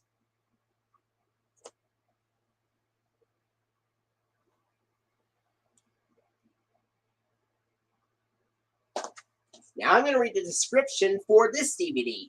It says, 1, 2, buckle your shoe. Elmo gets dressed, and you can too. Come along and learn all about jackets, hats, and shoes with Elmo. With a dancing shade, a mischievous drawer, a frisky television, and a playful computer. Elmos World is a perfect place for preschoolers to learn all about the world around them. Elmo and his friends take a trip to the shoe store, learn how to make a magical hat, and chat with a fuzzy pink jacket. Getting dressed and learning are fun in Elmos World. And the episodes, jackets, hats, and shoes are from season 1. There is something very, very weird about the description. It mentions a playful computer on the back cover of this DVD. However, all 3 of those episodes on this DVD are from season 1, and they do not have emails because the computer didn't even exist until season 3. That's why they have home videos on this. That's why they have home videos with Elmo's camera in all 3 of those episodes. Isn't that weird? Even more so is that even though all 3 of those episodes on the DVD are from season 1, it has the new Elmos World intro from 2000. But on the Dancing Music and Books DVD release, it has all 3 season 1 episodes and has the correct older Elmos World theme from 1998. I don't know why this DVD uses the 2000 version of the Elmos World theme, even though all 3 of the episodes are from season 1, which aired in 1998 and 99, respectively. And what's also weird is that the end of the DVD itself, the copyright date reads 2002. Even though the DVD was actually released in January 2003, on January 14th, along with those ARFR DVDs. Talk about weird or what?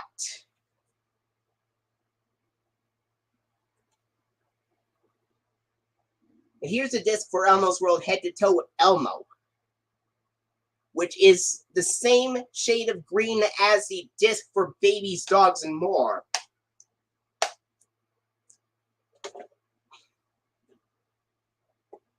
And at the beginning of this DVD, it has the FBI warning, the Sony Wonder logo, the random, and then of course at the beginning of this DVD, Elmo's World Head to Toe with Elmo, it has the FBI warning, the Sony Wonder logo, Sesame Workshop, red roof, purple house logo, DVD menu, the Elmo's World theme from 2000, and then the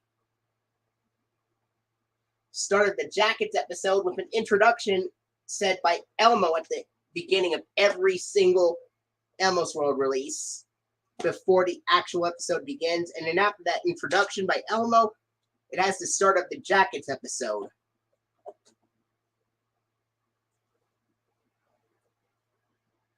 Yeah, and all 3 of these episodes, Jackets, Hats, and Shoes, since they are all from season 1, they all have Bill Irwin as Mr. Noodle in them.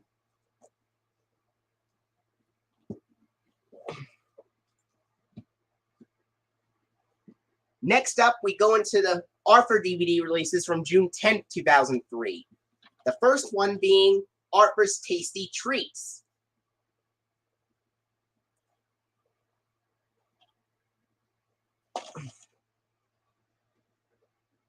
And it features the ARFR episodes Buster's Sweet Success from season 6, which is the original Justin Bradley version of the episode on this DVD, Dad's Dessert Dilemma from season 3, and How the Cookie Crumbles from season 2.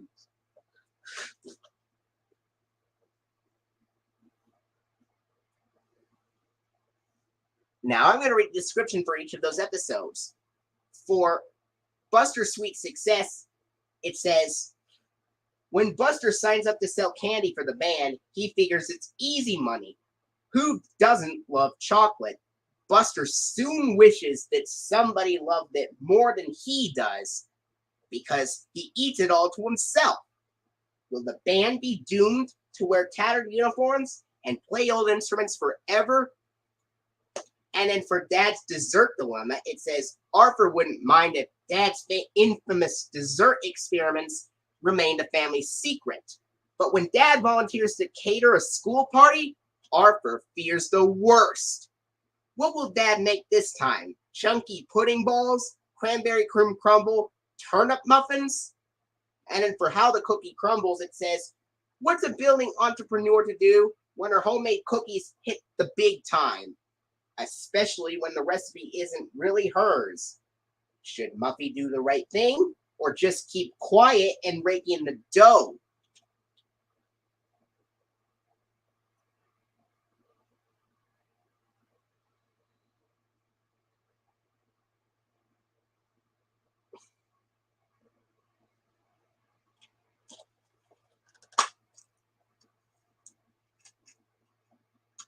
And here's the disc for Arthur's Tasty Treats with a piece of paper reading the description and stuff.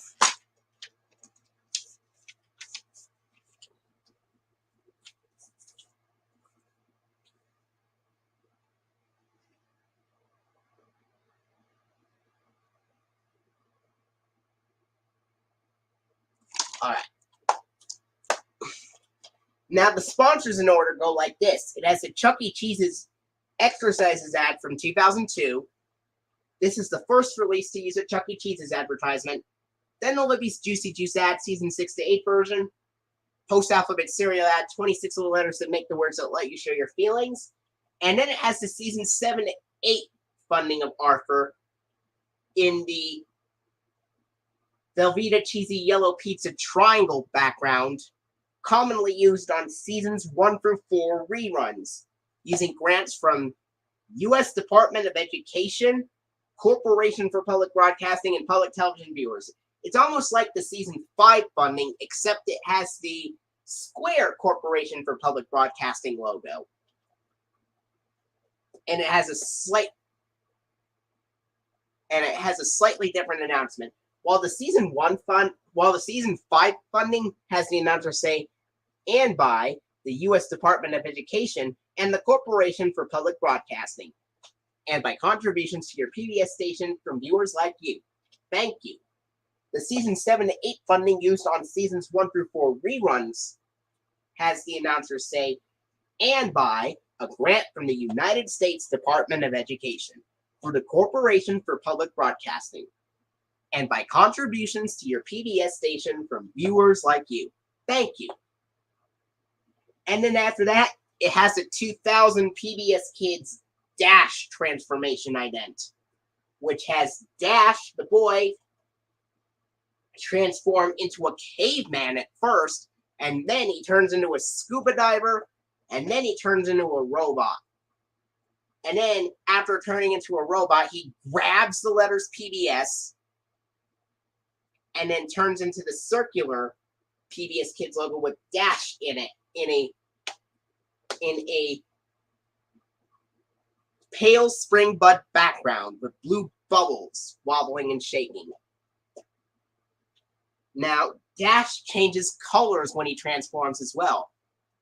For a caveman, he is a very bright pink color.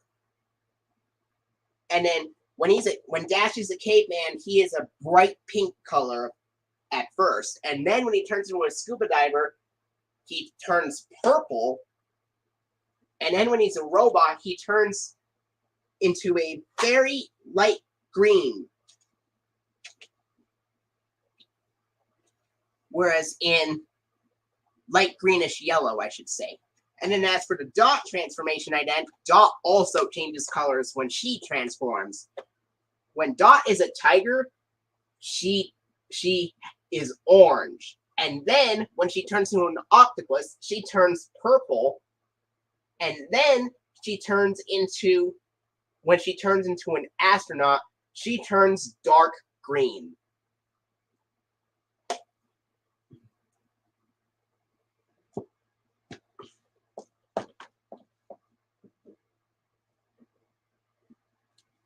Next up, we go into the 2003 DVD release of Arthur's Best Friends, released on June 10th, 2003 as well. And the episodes on this DVD are DW's Dear Friend from Season 2, Arthur's Faraway Friend, which is also from Season 2, and Buster's Back, which is the premiere episode of Season 3. For DW's Dear Friend, it says, the Reeds go on a camping trip, and DW named Walter. And then for Arthur's faraway friend, it says, Arthur's in the midst of writing a great adventure story with Buster when he gets some very bad news. Buster is leaving town to spend time with his dad for a while. Is this the end of their story? Is it the end of their friendship? And then for Buster's back, it says, Buster's coming home today. The world spreads fast, but so does the fear that Buster will be different somehow. He has been traveling all over the world and even visited countries where they eat snails and stuff. Will he ever want to hang out with plain old Arthur again?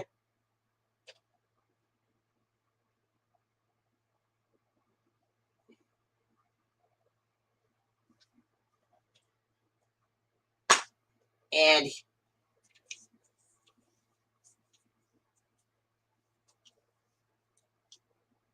here is the disc for Arthur's best friends,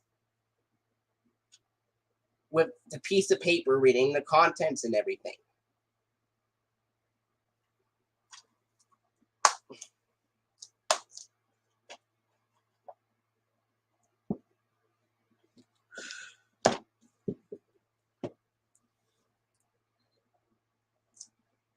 Next up, we go into the 2003 DVD release of Arthur's Baby, also released on June 10th, 2003.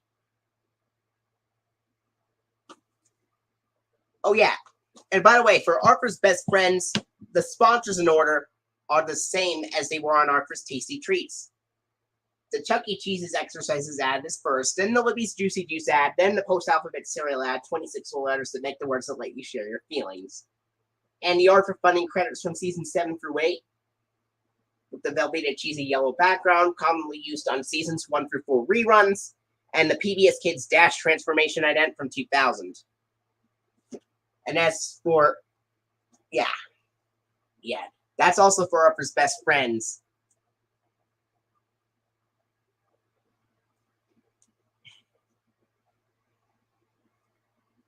Now, the episodes on this DVD are Arthur's Baby, DW's Baby, and Arthur Babysits, all of which are from season 1. And for Arthur's Baby, it says, Arthur is not so sure he's ready for a new baby in the house. As the months fly by, Arthur imagines how his life is about to change, and it isn't a pretty picture. When the baby finally does arrive, it seems that if she doesn't like Arthur very much either. Or does she? And then for DW's Baby, it says, living with a baby is no picnic. No one ever told DW babies cry all the time, throw up on your clothes, and get all the attention. Just how long will baby Kate hang around anyway? And then for Arthur Babysits, it says, you think running a marathon is hard? Try babysitting for the terrible Tibble twins. First, you'll have to find them. Then you'll have to deal with the throw all your food on the floor trick and the tie your babysitter to a chair game. Clearly, this is a job for Swamp Thing. We have talked about Elmos World when you came here before I showed you the Head to Toe with Elmo release, is that for some reason that the description mentions the playful computer. However, the Jackets, Hats, and Shoes episodes are from season 1, so the computer didn't appear until season 3.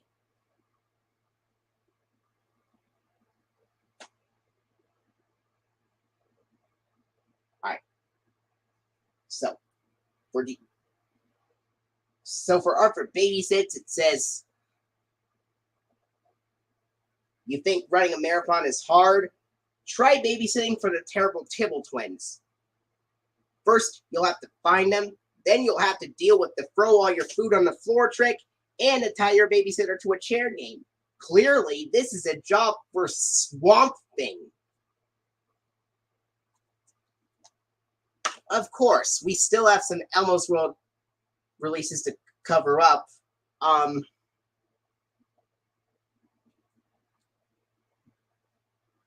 So, once we get into the 2004 releases, we are back up to Elmos World, because, you know,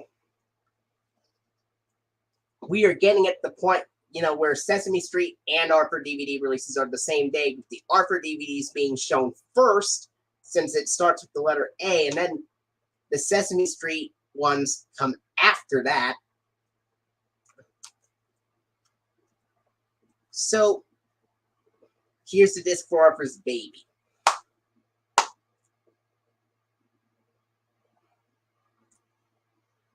And here's the piece of paper that reads the contents.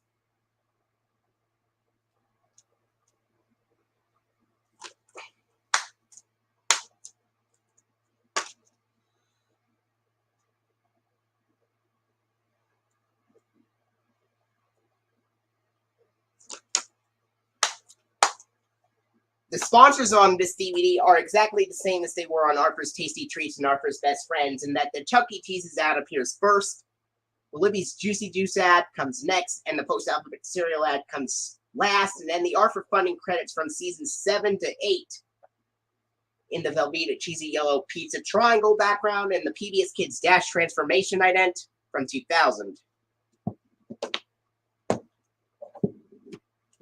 Now we go into the last Arthur DVD release from June 10th, 2003, and that is Arthur Writes a Story.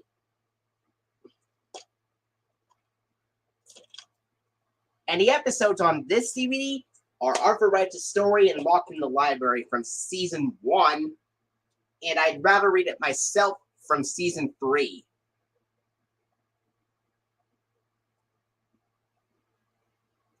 So, for Arthur Writes a Story, it says, struggling with a school writing assignment, Arthur decides that all he needs is a little imagination to make his life sound more interesting than it really is. But he crosses the line when the story of how he got his puppy starts to involve invisible elephants and trips to outer space. And then for Locked in the Library, it says, if only Arthur hadn't called Francine a marshmallow. Now they're locked inside the Elwood City Library together, and they either have to make up or face a long, scary night alone.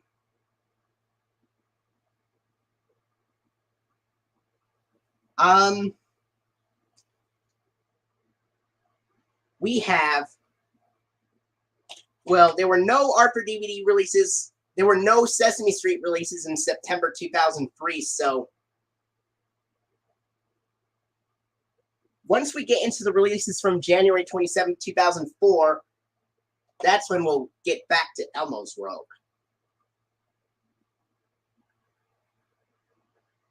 So, for Locked in the Library, it says, if only hadn't Arthur called Francine a marshmallow.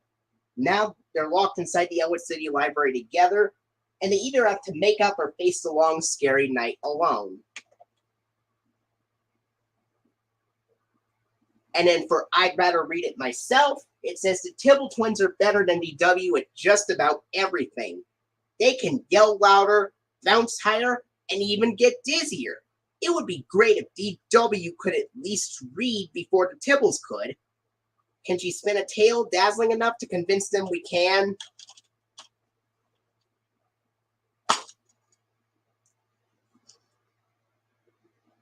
And here's the disc for Arthur Writes a Story, with the piece of paper reading the contents, of course. The sponsors are the same as Arthur's Baby, Arthur's Tasty Treats, and Arthur's Best Friends, respectively. The Chuck E. Cheese's ad is first, Libby's Juicy Juice is next, and the post-alphabet cereal ad is last. Then the Arthur funding credits from season 7 to 8 in the Velveeta Cheesy Yellow Pizza Triangle background, and the PBS Kids Dash Transformation ident from 2000. Now we go into the releases from September 2nd, 2003.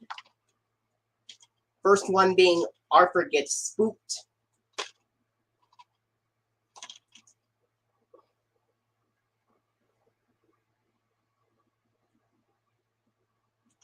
In which the episodes are the Scare Your Pants Off Club from season 1, Friday the 13th, and The Boy Who Cried Comet, which are from season 6, which are the original Justin Bradley versions of these episodes.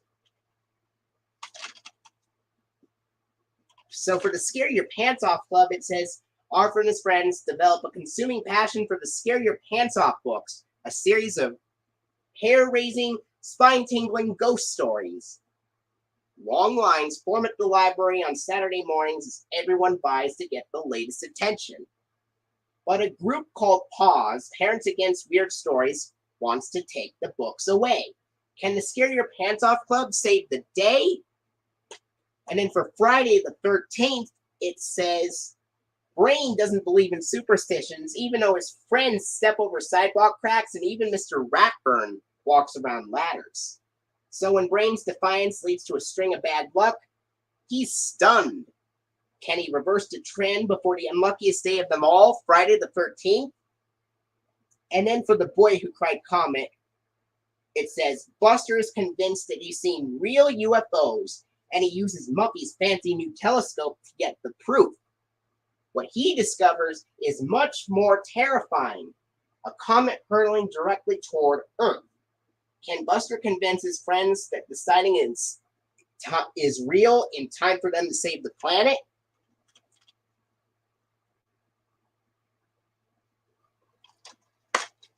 Here's the disc for Arthur gets spooked with the piece of paper reading the contents. The sponsors in order of this DVD are like this. The post-alphabet sad 26 little letters that make up a million words that tell billions of stories appears first. Then the Chuck E. Cheese's exercises ad and the Juicy Juice ad. And then the Arthur funding credits from season 6 with the Velveeta cheesy yellow pizza triangle background. And a 2000 PBS Kids dot transformation ident is shown.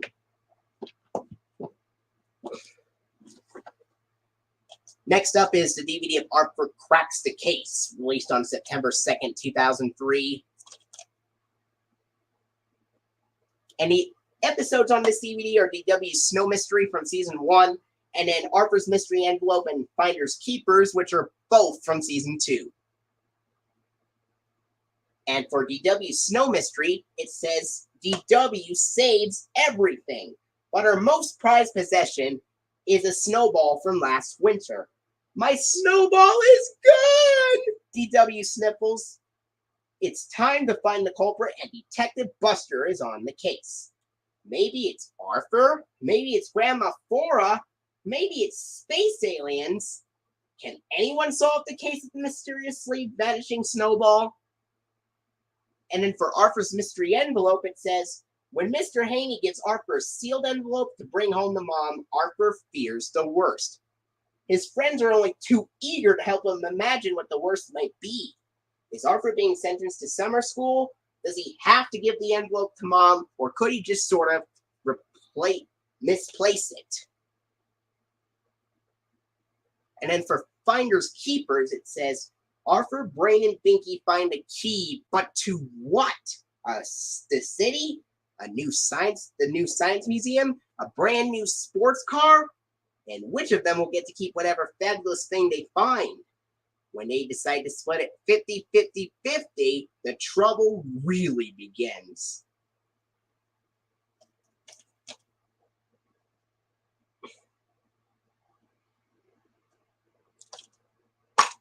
Here's the disc for Arthur Cracks the Case, with the piece of paper reading the contents for that DVD.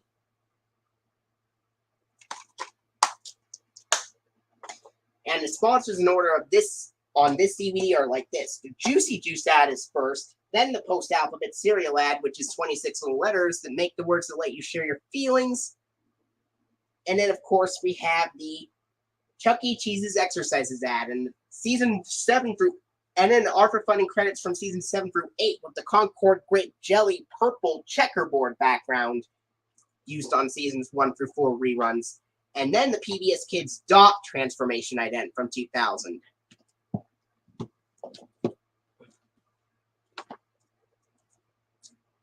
Next up, we have the DVD release of Arthur's Teacher Trouble, also released on September 2nd, 2003. Which I got this in 2009, in Christmas of 2009, with a free DVD gift set, along with Arthur's Computer Adventure and DW Rides Again.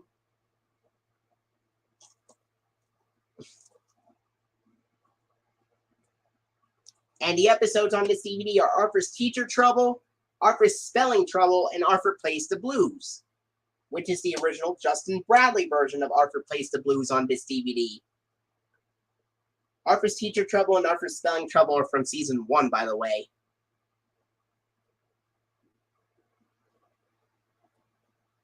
And Arthur Plays the Blues is from Season 6. So, for Arthur's Teacher Trouble, it says, it's the first day of 3rd grade, and Arthur's biggest fear has come true.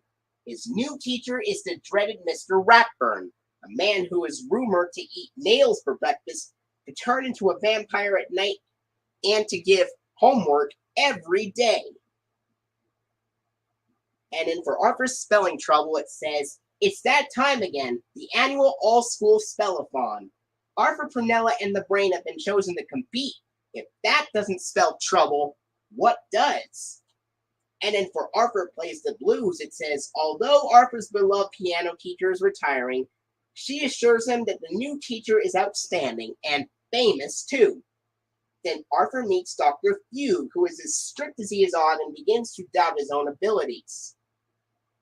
Will Arthur be fired from playing the piano?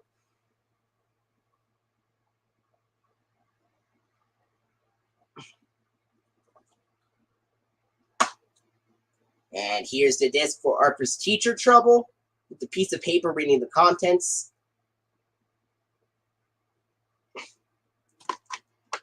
The sponsors in order of this DVD go like this. The Chuck E. Cheese's ad is first, which is the exercises one. Then the Juicy Juice ad, and then the post-alphabets ad, 26 little letters that make the words that let you share your feelings. Then the Arthur funding credits from Season 7 to 8 in Velveeta Cheesy Yellow Pizza Triangle background used on Seasons 1 through 4 reruns, and the 2000 PBS Kids Dash Transformation ident. Then the DVD menu. There's only one more DVD release from September 2nd, 2003 to go before we get into the 2004 releases, and that is Arthur's Pet Business. Released on September 2nd, 2003, like I mentioned before.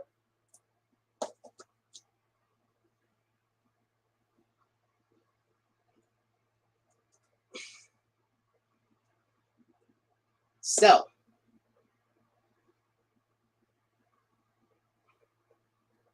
the episodes on this DVD are Arthur's Pet Business and DW the Copycat, which are from Season 1, and Pet Peeved from Season 5.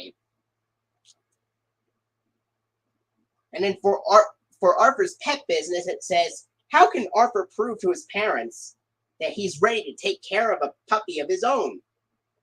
Get a job, suggests DW. Within 2 days, Arthur's Pet Business has its first client.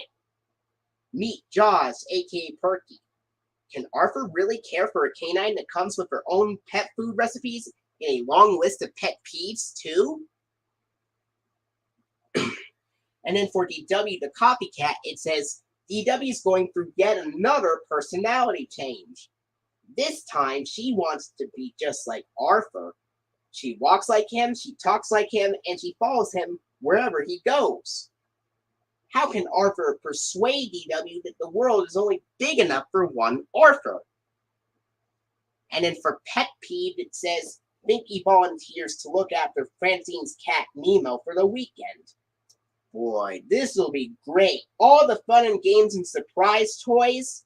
But when Binky ignores Francine's cat-sitting instructions, Nemo has a few surprises in store of his own.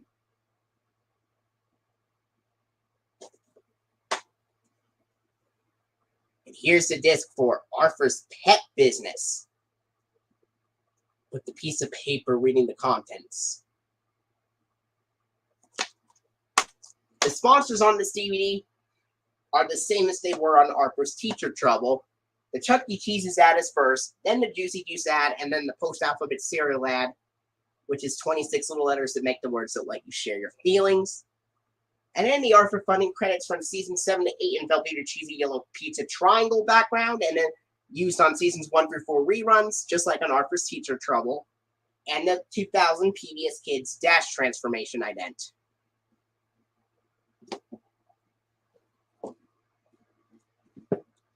Now we get into the releases from January 27th, 2004, with 4 Arthur DVD releases and one Sesame Street DVD release. We're going to start with the ARPA releases from January 27, 2004. So the first ARPA release from 2004, from January 27th of 2004, is Arthur's Pet Follies.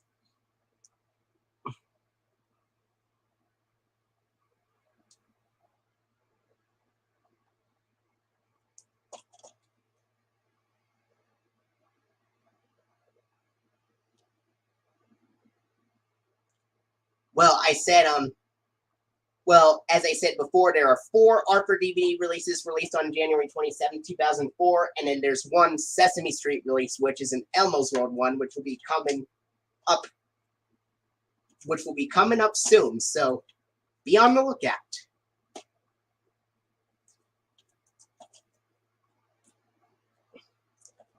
And I usually put the ARPA DVDs released on that day first, before the Sesame Street ones, to get it, because ARPA starts with the letter A and Sesame Street is the letter S. And anyway, the episodes on this DVD of ARPA's Pet Follies are Francine and the Feline, Hide and Snake, and So Long Spanky, with Francine and the Feline being from season 3, Hide and Snake from season 4, and So Long Spanky from season 1. And yes, Hide and Snake did have the green background. I saw a program break after that episode, and I actually watched that episode in 2009 once as well. And that also had the green background.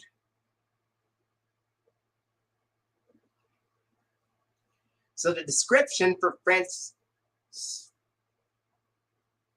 Hide and Snake is from season 4, So Long Spanky is from season 1, and stuff. Anyway. For Francine's pet to have is a dog, and Francine probably would have agreed.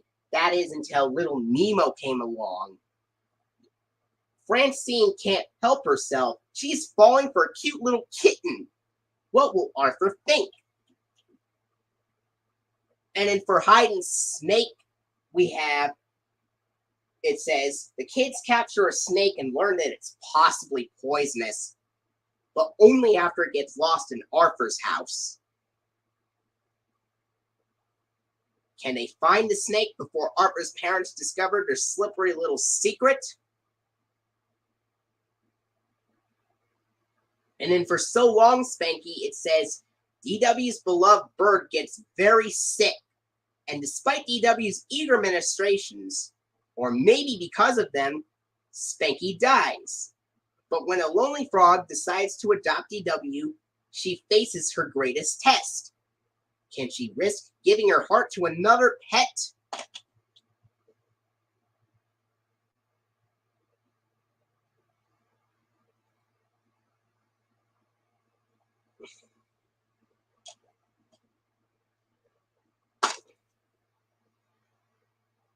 Here's the disc for Arthur's Pet Follies with the piece of paper reading the contents. The sponsors in order go like this on this DVD. It has the Libby's Juicy Juice ad first, and then it has the post-alphabet cereal advertisement, which is 26 letters that make the words that let you share your feelings, even though Teddy Grahams is incorrectly sponsored on the back cover of this DVD. And then the Chuck E. Cheese's Exercises ad from 2002, and then the Arthur funding credits from season 7 to 8 in Concord Grape Jelly purple checkerboard background used on seasons 1 through 4 reruns. And then the PBS Kids dot transformation idea from 2000. And the Kiddio promo is shown afterwards. Next up, we have another Arthur DVD release from January 27, 2004, and that is Arthur Saves the Day.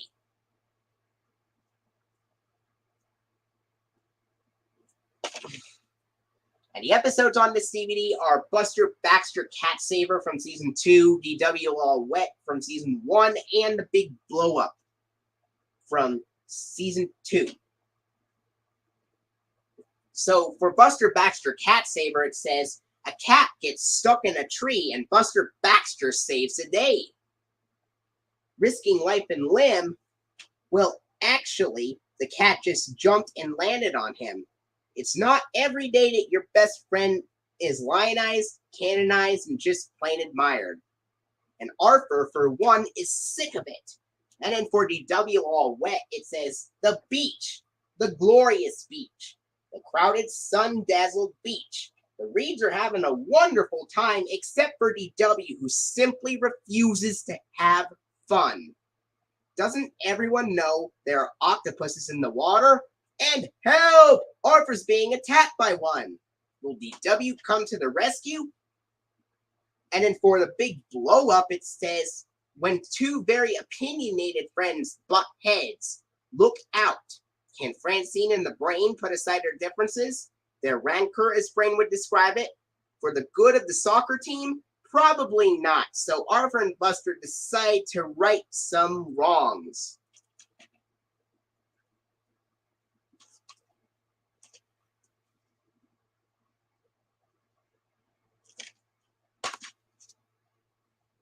And here's the disc for Arthur Saves the Day with the piece of paper reading the contents.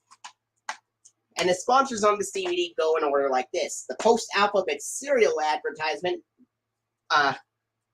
appears first, which is 26 little letters that make up a million words to tell billions of stories, unlike Pet Follies, which had make the words that let you share your feelings. And then after the post-alphabets ad on Arthur Saves the Day, it has the Chuck E. Cheese's exercises ad, then the Libby's Juicy Juice ad, and then the Arthur funding credits from season 7 to 8 with the grassy green checkered grid background used on seasons 1 through 4 reruns, and then the 2000 PBS Kids Dash transformation ident. And then the Kiddio promo.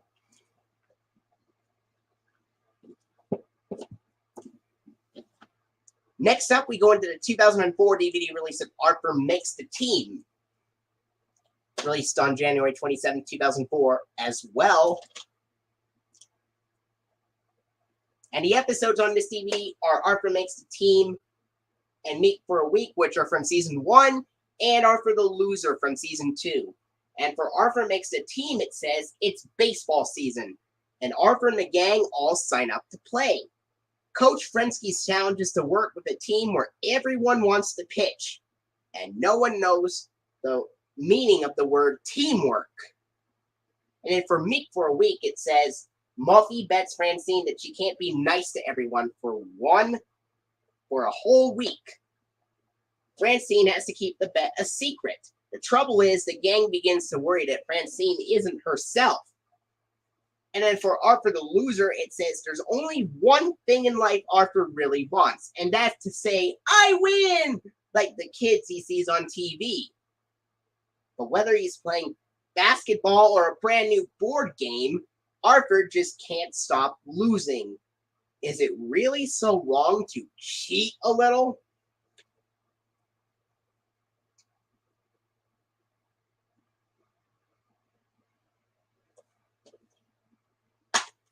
Here's the disc for Arthur Makes the Team with the piece of paper reading the contents.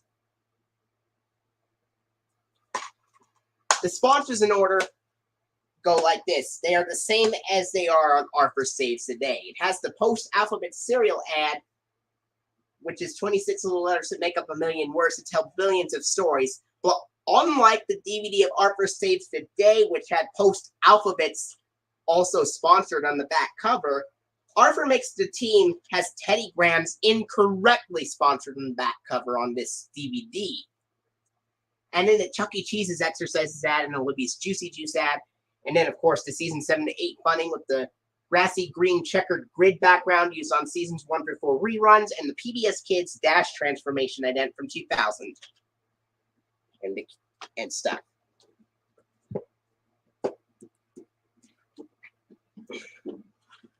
Next up, we have the 2004 DVD release, the last Arthur DVD release from January 27th, 2004, and that is Arthur's Lost Library Book.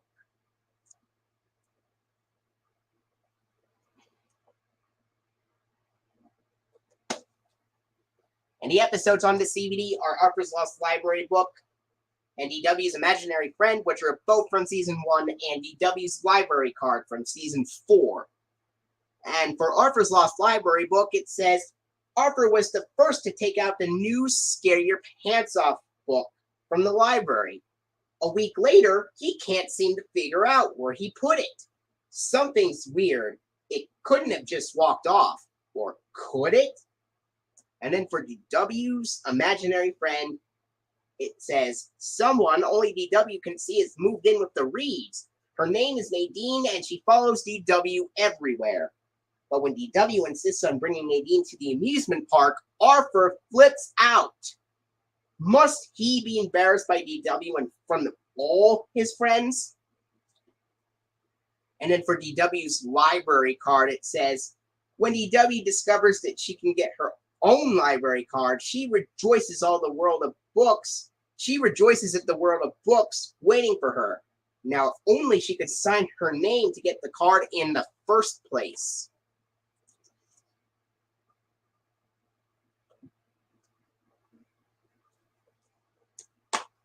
And here's the disc for Arthur's Lost Library book with the piece of paper reading the contents. And the sponsors on the DVD go like this. It has a Chuck E. Cheese's ad appear first, and then the Libby's Juicy Juice ad, and then the post-alphabet cereal ad is 26 little letters that make the words that let you share your feelings. And post-alphabets is also sponsored on the back cover in addition to being on the screen on this DVD. Then the Arthur funding credits from season 7 to 8 in Velveeta cheesy yellow pizza triangle background used on seasons 1 through 4 reruns, and the 2000 PBS Kids Dash transformation ident. And now we go into the only Sesame Street release from January 27, 2004, and it is an Elmos World release called Elmo Has Two Hands, Ears, and Feet. Released on the same day as those 4 Arthur DVDs.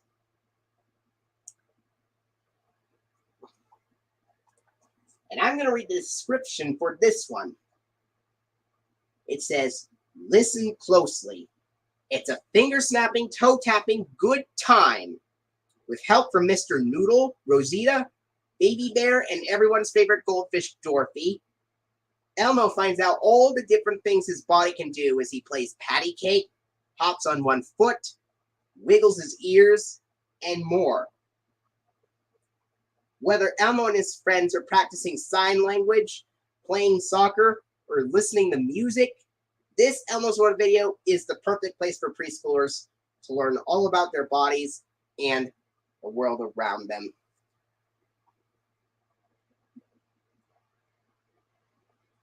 And the episode Hands is from season 3, Ears is from season 5, and Feet is from the end of season 5, because it has the newer Elmo's World design in the Feet episode that would be used for season 6 to 10.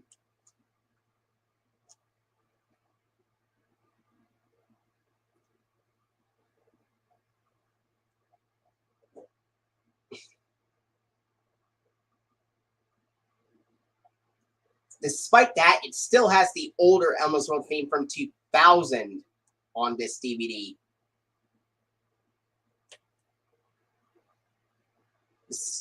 Or should I say, despite that, it still has the Elmo's World theme from 2000. And Hands and Ears have Michael Jeter as Mr. Noodle's brother, Mr. Noodle, while Feet has Bill Irwin as the original Mr. Noodle.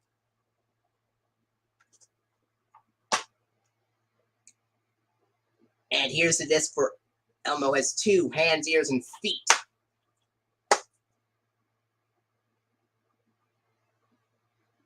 And at the beginning of this DVD, it has the FBI warning, Sony Wonder logo, and the Sesame Workshop red roof and purple house logo with the words, a nonprofit educational organization on this DVD.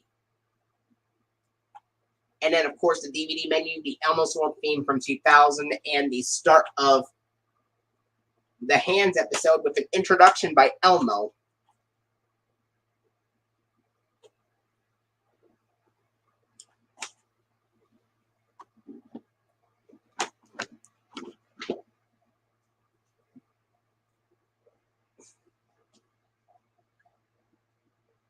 Next up, we go into the releases from April 6, 2004, and they are Sesame Street releases.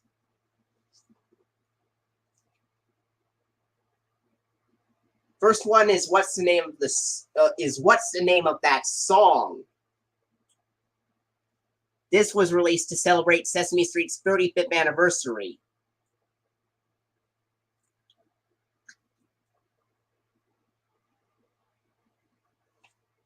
And this was also released one day after season 35 of Sesame Street premiered.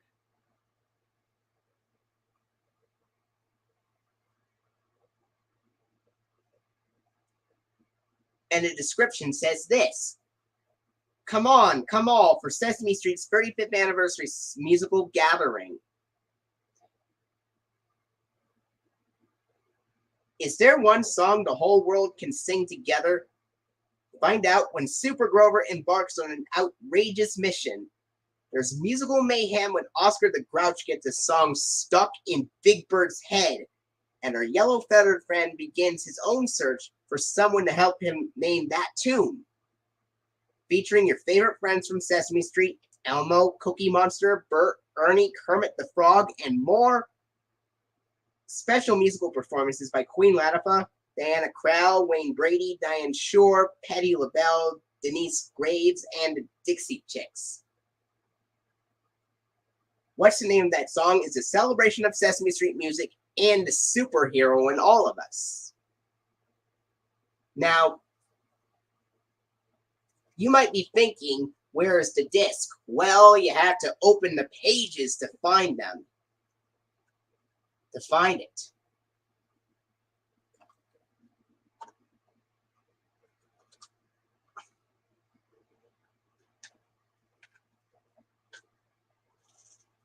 And this is where the disc is.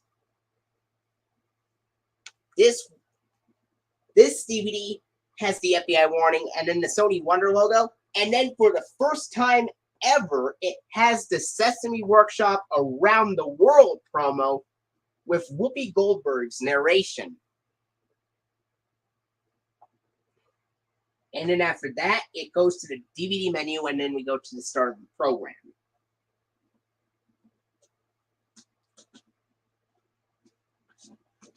Next up, we go into... All right. Hold on 1 second.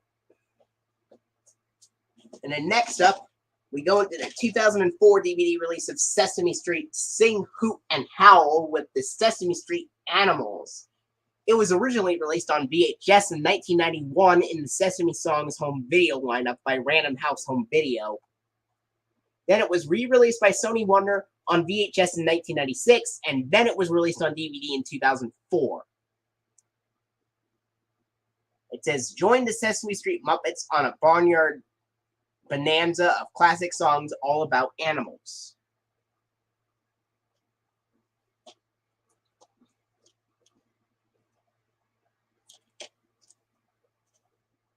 And it says, "Come hear the call of the wild as Big Bird leads a musical menagerie in some of the funniest and silliest songs ever. You'll want to sing, hoot, and howl along with these 12 terrific tunes by animals, for animals, and about animals. There's Aries Immortal, Insects in Your Neighborhood, the timeless Cluck Around the Clock, and many, many more. The Beastly Beat goes on and on with this kooky collection of hits."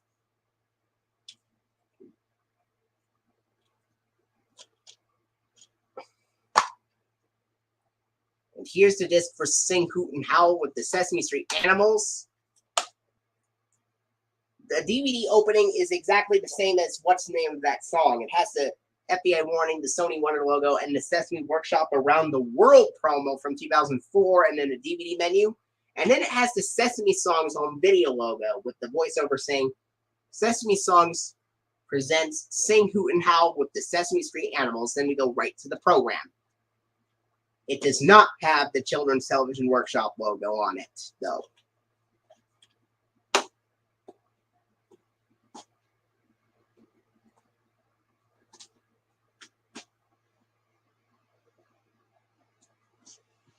Now we go to the releases from June 8th of 2004, with 4 Arthur DVD releases and 1 Sesame Street release.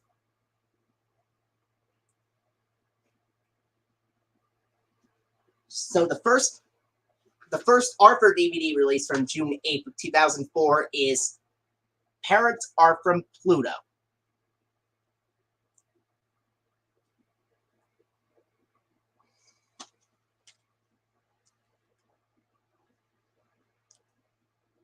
And the episodes on this DVD are Kids Are From Earth, Parents Are From Pluto from season 5, My Dad the Garbage Man from season 1, and Mom and Dad Have a Great Big Fight from season 3. And for Kids Are From Earth, Parents Are From Pluto, it says, Francine's dad falling asleep in class? Arthur's dad telling food jokes in the cafeteria? Is it a bad dream? No, it's Lakewood Elementary Parents Open House. How will the kids survive a whole evening of their parents' embarrassing antics? And then for My Dad the Garbage Man, it says, Field Trip!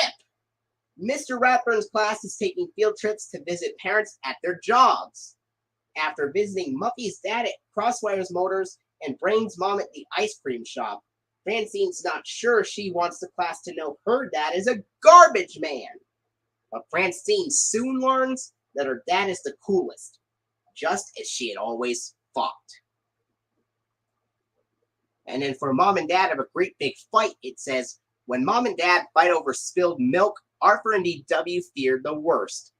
Is it Arthur's fault or DW's? And worse, will Mom or Dad have to move out?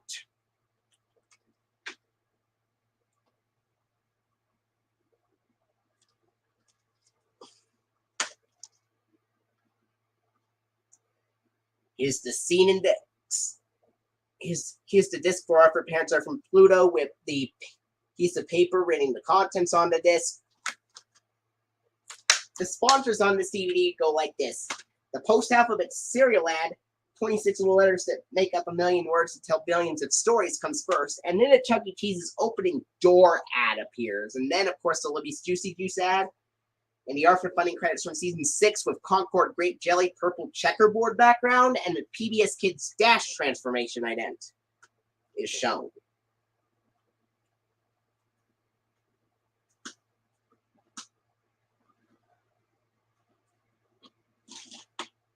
Next up is the 2004 DVD release of DW Thinks Big, released on June 8, 2004 as well. And the episodes on this DVD include DW Thinks Big from season 1, Arthur and DW Clean Up from season 3, and For Whom the Bell Tolls from the redubbed version. And the episode, and for DW Thinks Big, it says, once again, Arthur gets to do everything. Mostly he gets to carry the ring in Aunt Lucy's wedding. Why can't I carry the ring? DW grumbles. Because you're too little, Arthur reminds her. But DW gets her chance when the ring falls in between the church organ pipes. Suddenly, it's a good thing to be little because only DW can save the day. And then for Arthur and DW Clean Up, it says, Arthur just might make it to Happy Crazy Wow Day at the park if he and DW can work together to clean both their rooms.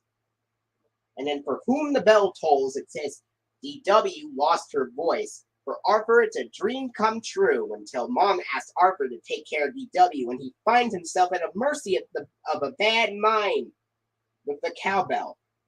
Will Arthur spend the rest of his life at DW's beck and call, endlessly fetching ginger ale and playing crazy eights?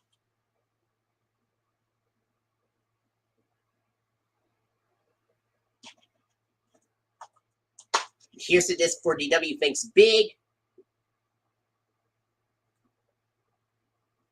with the piece of paper reading the contents.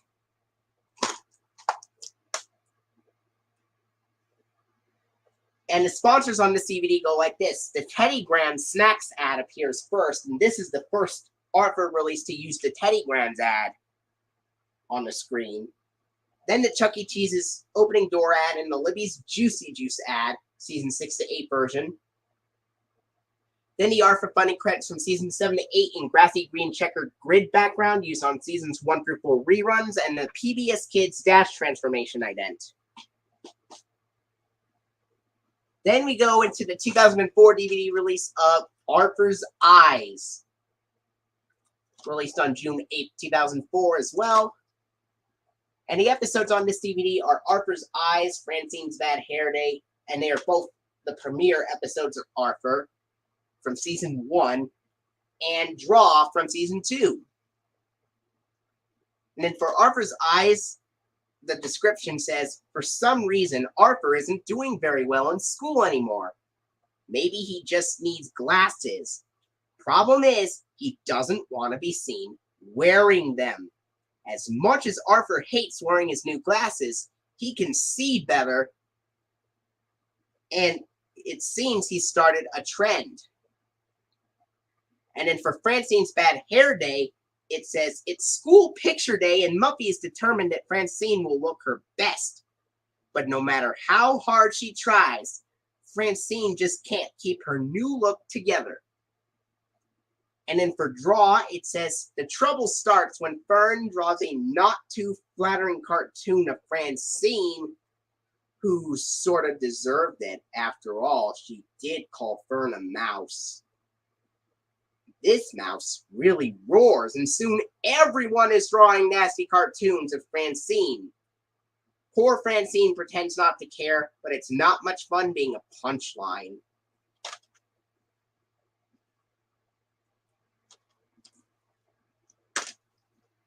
And here's the disc for Arthur's Eyes with the piece of paper reading the contents.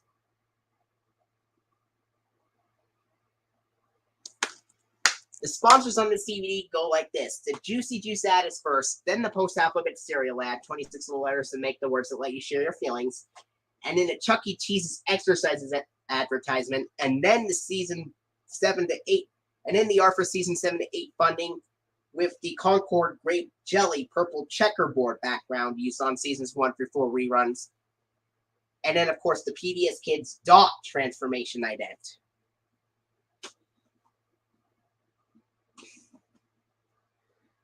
And then there's one more Arthur DVD release from June 8, 2004. That is Arthur's Family Vacation.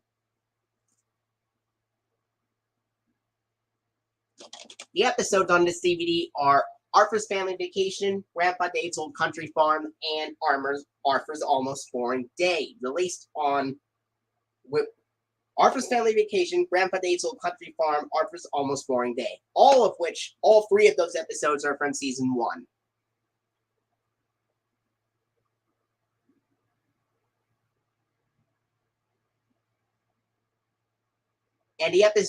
And for Arthur's Family Vacation, it says, what's got moldy bathrooms, lumpy beds, and lots of rain? Arthur's Family Vacation.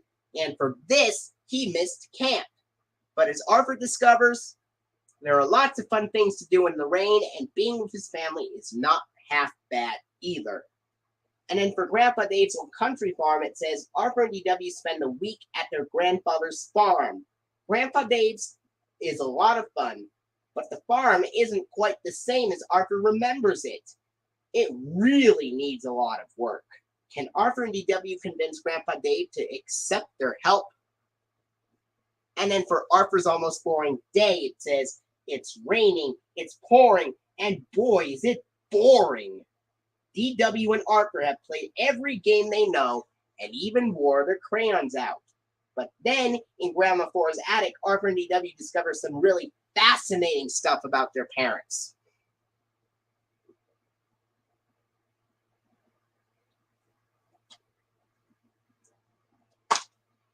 Here's the disc for Arthur's Family Vacation with the piece of paper reading the contents.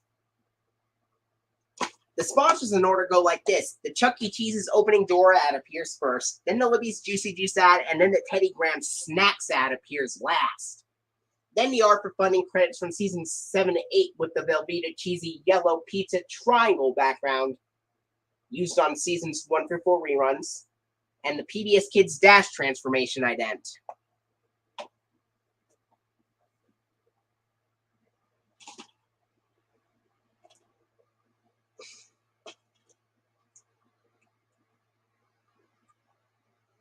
Next up, I have the 2004 DVD release. It's an Elmos World one from June 8th, 2004, and that is Families, Mail, and Bath Time.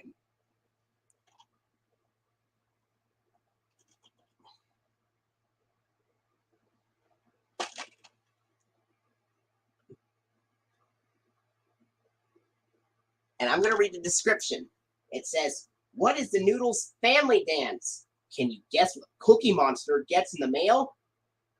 How many bubbles are in a whale's bath? Discover the answers to these questions and more with Elmo and friends as they explore families, mail, and bath time in these in 3 exciting new episodes. Elmo's World gives preschoolers the opportunity to learn about the world around him through songs, stories, and guessing games. The Oinker sisters sing a pig ditty, Elmo gets a special delivery, and Ernie serenades Rubber Ducky in the tub. New dances, silly music, and good friends from Sesame Street make it a must-see. Families is from season 3. Mail is from season 5, and Bath Time's from season 6. Families has Bill Irwin and Michael Jeter in that episode, while Mail and Bath Time just have Bill Irwin.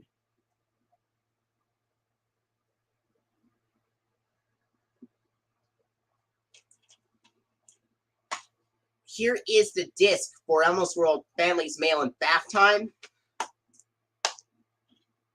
This DVD opens with the FBI warning, Sony Wonder logo, the Sesame Workshop Around the World promo, and then, of course, the DVD menu, the Elmos World theme from 2000, and then, of course, the start of the program.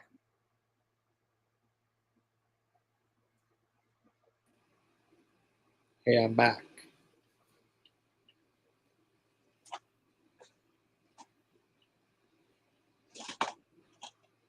Hey, Flick 11 2000. All right, now we go into the releases from August 3rd, 2004, with 3 Arthur DVD releases and 1 Sesame Street one.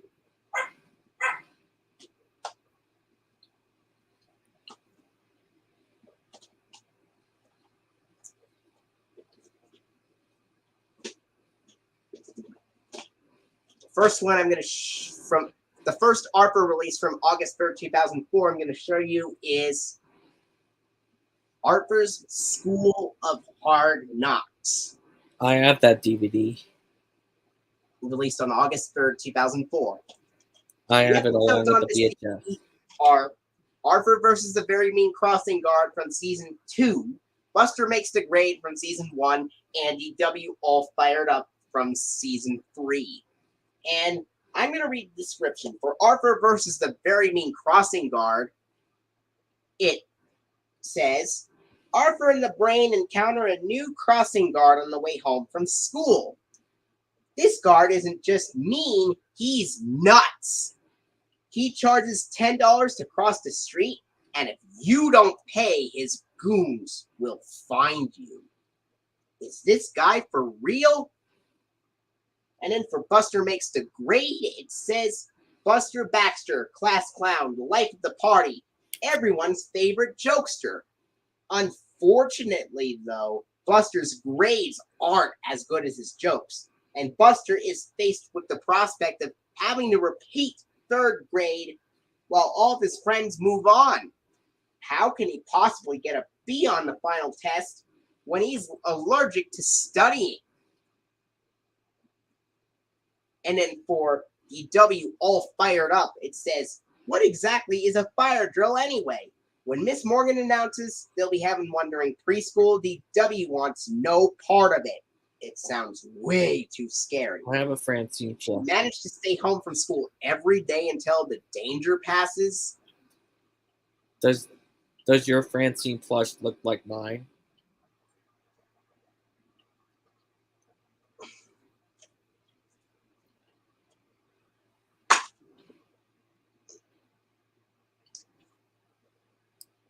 Here's the scene index and the disc. Here's the disc for School of Hard Knocks and the piece of paper that reads the contents on the disc. Now I'm going to tell you what the sponsors are in order. The Libby's Juicy Juice ad appears first, and then the Chuck E. Cheese's opening door ad and the post-alphabet cereal ad, which is 26 little letters that spell the names and tell the world who we are, just like on Arthur's Only Rock and Roll. Then the Arthur funding credits from seasons 7 and 8 to the grassy green checkered grid background used on seasons 1 through 4 reruns, and the PBS Kids Dash transformation ident.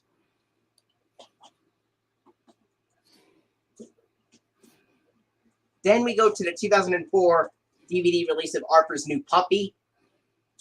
I have that DVD. And the episodes on this DVD are Arthur's New Puppy and Buster's Dino Dilemma, which are both from season 1, and Binky Barnes' Wingman from season 4. And the description for these episodes say, for Arthur's New Puppy, it says, Arthur's New Puppy is exactly what he wanted. He's cute and wriggly, and he follows Arthur everywhere. But training a puppy is harder than Arthur thought. Can he teach Pal to behave and to pee outside before his parents get too agitated? And then for Buster's Dino Dilemma, it says, Buster and Arthur make a long-awaited field trip to a dinosaur excavation. On his own, Buster discovers a very interesting bone.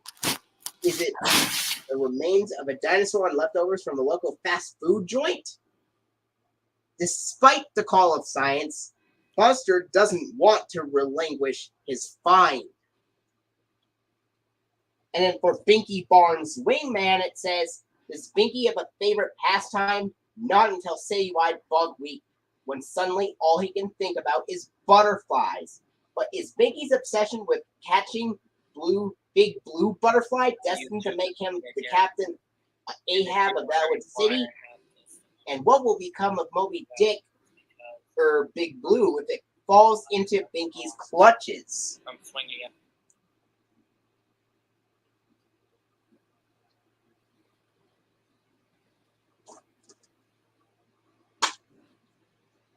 Here's the scene index. Here's the disc for Arthur's New Puppy with the piece of paper reading the contents. The sponsors in order go like this. The Arthur funding, it has the Chuck E. Cheese's ad appear first, which is the opening door one, and then the Libby's Juicy Juice ad, and then the post-alphabet cereal ad, which is 26 letters that spell the names and tell the world who we are. Then the Arthur funding credits from season 7 and 8 in the grassy green checkered grid background used on seasons 1 through 4 reruns, and the PBS Kids Dash transformation ident. And the DVD menu. After the Dash transformation ident, it has a step in the reading bumper and a Kideo promo and stuff. Anyway. And then here's the 2004 DVD release of Arthur's First Sleepover, which for some reason the Arthur funding screen appears twice on this DVD.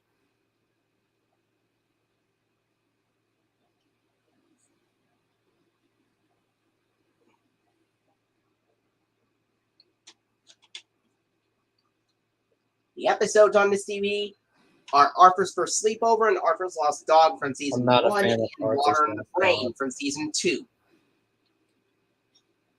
Because Baby Kate probably was annoyed. Arthur's First Sleepover says, have you ever been afraid of the dark? Despite DW's threat of aliens, Arthur sets his tent for his first sleepover. DW's mad that she can't be a part of the sleepover, but she'll have some fun of her own with the help of alien lights. But who will have the last show? Arthur and his friends, DW, or the aliens?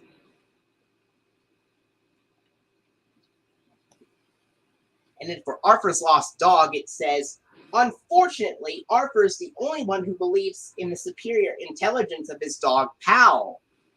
But even Arthur gets confused when Pal runs away at a local parade. Is Pal unhappy at home? Or does Pal's disappearance have something to do with baby Kate's hysterics? And then for Water in the Brain, it says, is Brain a snob? That seems to be the only explanation for why he won't go to Waterworld with the rest of his friends. But Arthur concludes that Fury is all wet as he tries to discover what's really bugging Brain. And for some reason,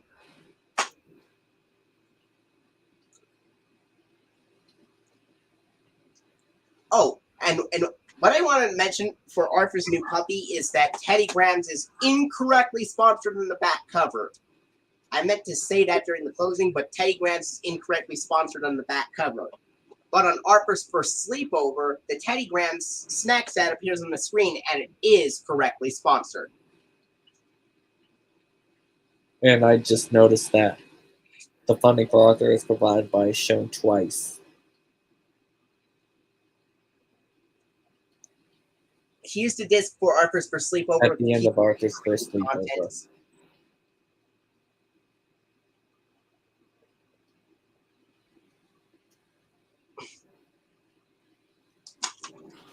Did you notice anything that happened to my left arm for like level 2000? Wow. I broke it. My left arm when I was swinging at my friend's house. And the steps is in order to go like this. It has the Libby's Juicy Juice ad appear first, but then the Arthur funding screen appears again before the Teddy Grahams ad, and then of course the Chuck E. Cheese's opening door ad.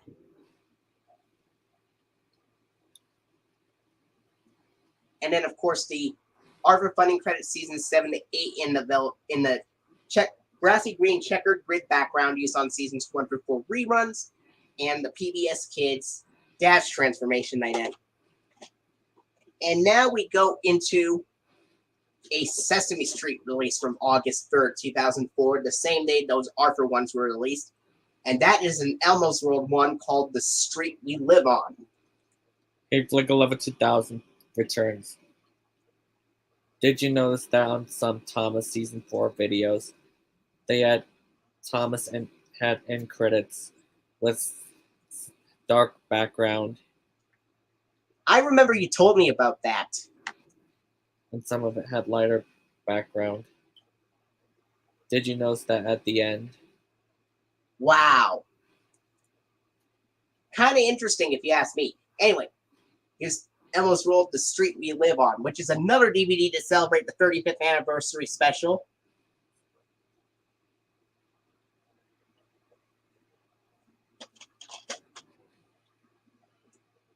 And I'm going to read the description for this. It says, what is Elmo thinking about today? Why it's Sesame Street. It's an unforgettable adventure as Elmo's favorite Sesame Street friends pay a visit to Elmo's World. The entire cast of Sesame Street is part of the celebration, including Big Bird, Bert and Ernie, the Count, Cookie Monster, and more. Join in this walk down Sesame Street with Elmo and sing along with a brand new song that celebrates the street everyone knows and loves.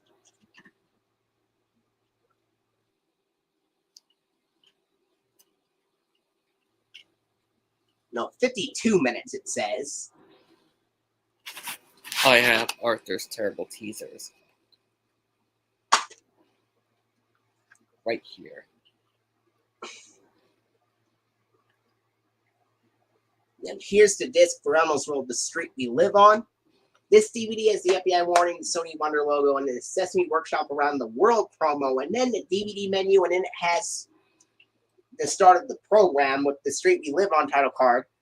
And this would also, and then shortly after Oscar makes a remark about Elmo feeding Dorothy spaghetti, it then page curls into the Elmos World theme, which is the only release before 2006 to use the 2004 version of the intro. And basically, the 2004 version of the intro is basically a reanimated version of the 2000 version, because The drawer, the door, and the TV and shade are now CGI animated. And the sound effects are different on this DVD in the Elmos World theme. Then we go right to the Elmos World portion.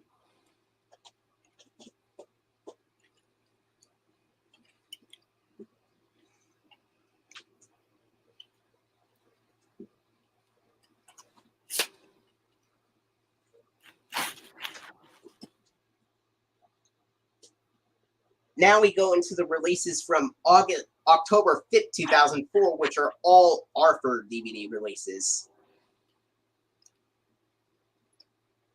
First one, I have 2 different copies of Arthur's Music Medley from October 5th, 2004. The reason why I have 2 is because one of the copies, this one does not work. This one does. Because in this copy, the disc is cracked. But in this one, it works great.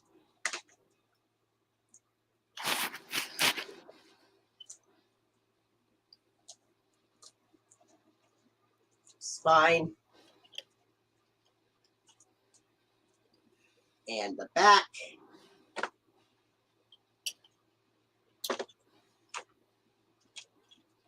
And the episodes are Arthur Plays the Blues from season 6, except this is the Mark Rendell redubbed version on Arthur's Music Medley DVD.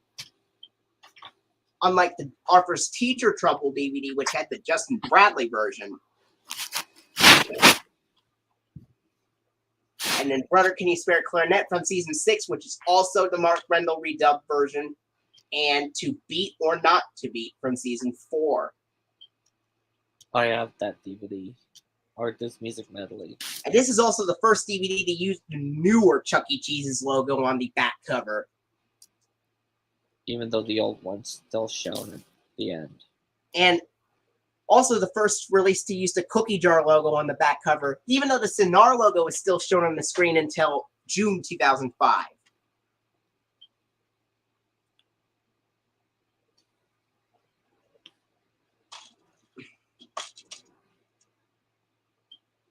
Here's a disc and the piece of paper that reads the contents. The sponsors in order go like this. It has a 2002 Chuck E. Cheese's Exercises advertisement, which makes a surprise appearance, even though it's a release from October 2004. And then the Libby's Juicy Juice ad and the post-alphabet cereal ad, 26 letters to make the words that let you show your feelings. Then the Arthur funding credits from season 6 in the Concord Grape Jelly Purple Checkerboard background and the PBS Kids Dash Transformation ident from 2000.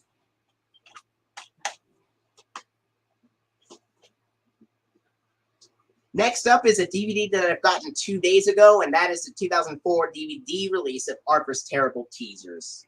What happened to your old copy of it?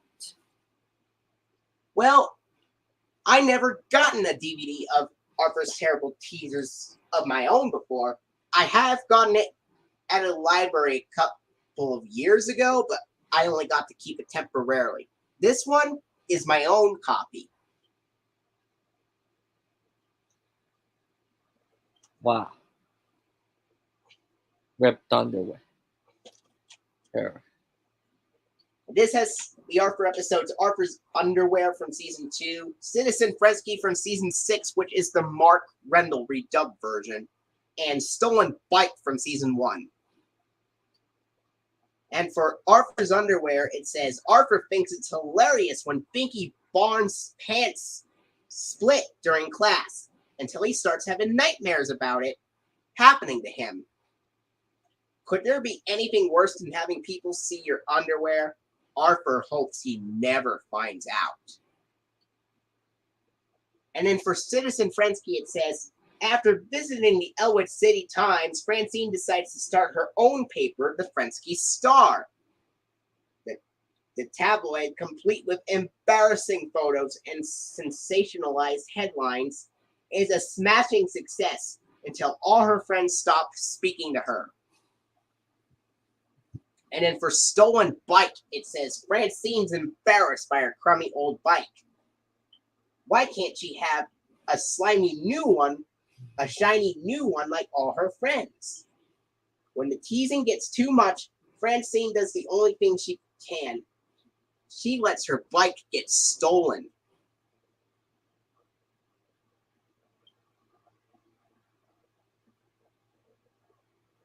Like before, cookie jars on the back cover, even though the Cinar logo is shown on the screen.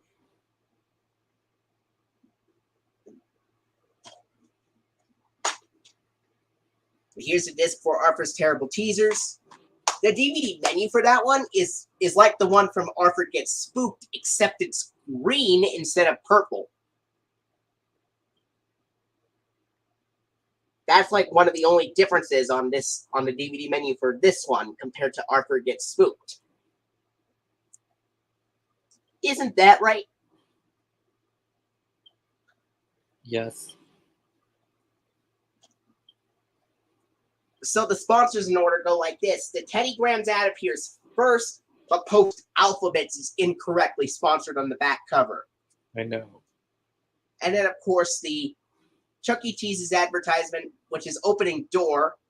And then, of course, the Libby's Juicy Juice ad. And then it has the season 7 to 8 funding with the grassy green checkered grid background and the PBS Kids Dash transformation ident.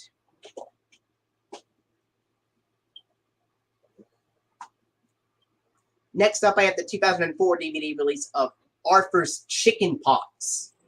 I have that DVD. On October 5th, 2004 as well.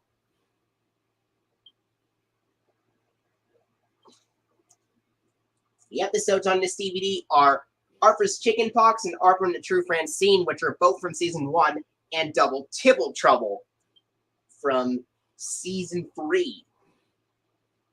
And for Arthur's Chicken Pox, it says, the circus is in town and the whole family is excited. Dad gets the tickets, Mom gets film for the camera, and Arthur gets chicken pox. DW is jealous of all the attention he is getting. But will Arthur recover in time for the circus? And then for Arthur and the True Francine, it says, despite their differences, Muffy and Francine are absolute best friends. It seems nothing comes between them until Muffy cheats on a math test and lets Francine take the blame. Will you show me your Francine plush that you got, please? I have Francine right here.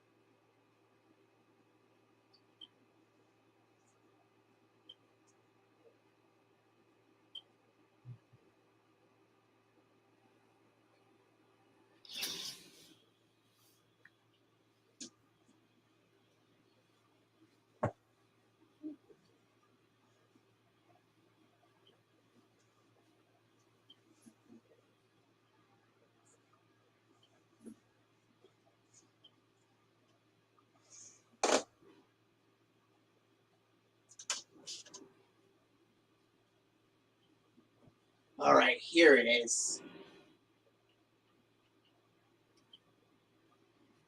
Mine looks different than yours.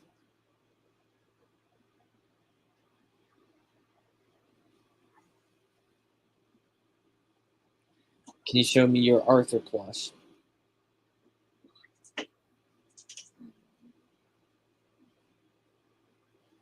I have another Arthur plush.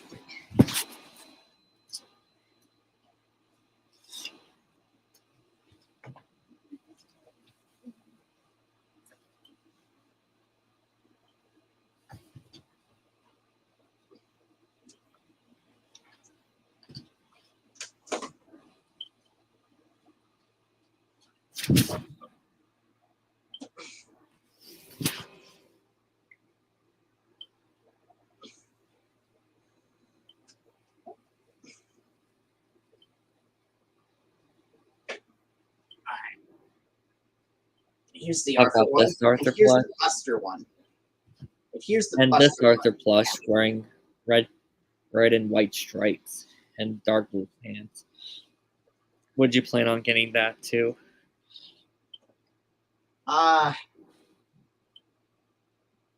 Maybe, but here's a Buster plush right here that I have.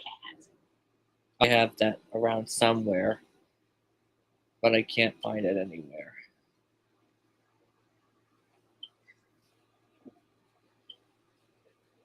All right. Anyway. All right. So, for Double Tibble Trouble, the description says, playing with the Tibble twins requires preparation, endurance, and earplugs. But when one gets sick, playing with the other should be a lot easier, shouldn't it? It's like 11,000 returns. Does there happen to be another show that has original voice actors from Arthur characters? Well, Sagwa is one of them. I know. Well, Vern's there's voice another. actor Yeah. played Sagwa, and DW's voice actor from seasons 4 to 6 of Arthur voiced Well, Dongma. yeah, but what about Little Lulu show? Have you heard of that show? Got Michael Kalos voiced Annie in it. I noticed that. Is Daniel Brochu in that show as well? Maybe. And Michael Yarmish as well. Michael Yarmish and Michael Kalos actually appeared together in a live-action film called Little Men. What film? In a live-action film called Little Men, Michael Yarmish and Michael Kalos both appear in that film.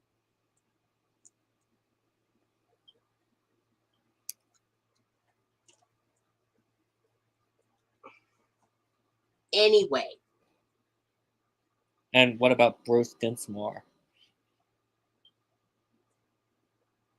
That show's on Little Lulu show. That voice actor's on Little Lulu show as well. Yeah. Anyway. What about Busy World of Richard Scarry? That's Michael Kalos in it. Have you heard of that? Yeah, I heard of that.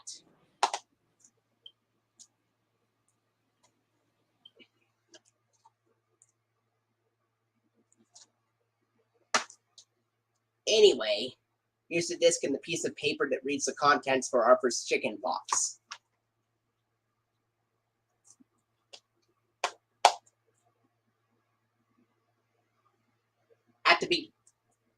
And the sponsors on the DVD go like this. The Chuck E. Cheese's opening door ad appears first, and the Juicy Juice ad, then the post-alphabet cereal ad, which is 26 letters that make the words that let you share your feelings.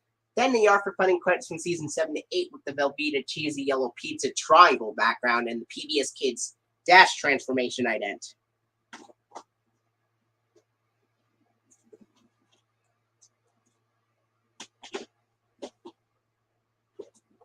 So yeah.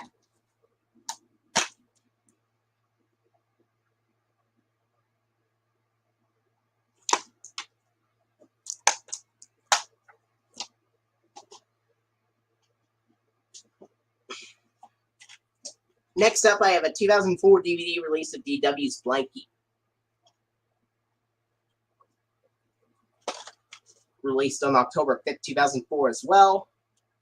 Episodes on this, and just like with Arthur's Music Medley, Arthur's Chicken Box also has Teddy Grahams incorrectly sponsored on the back cover.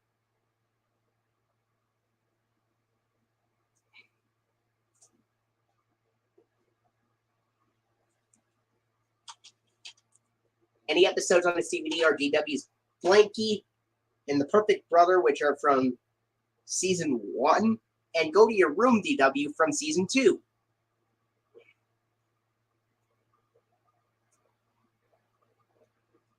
For DW's Blanky, the description says, DW's security blanket is missing, so Arthur and DW look all over town for it. If they can't find it, DW will have to do the impossible. Spend the night without her blankie. And then for The Perfect Brother, it says, having a friend like Brain spent the weekend sounded like a great idea. But Arthur finds it hard being around someone who's almost perfect, or at least seems to be. And then for Go to Your Room DW, it says, poor DW. How would you like to be 4 years old and completely misunderstood by your parents, and then be sent to your room for 10 whole minutes? The indignity of it all. Those long-dragging minutes give DW a chance to relive her tragic childhood and plan a foolproof means of escape.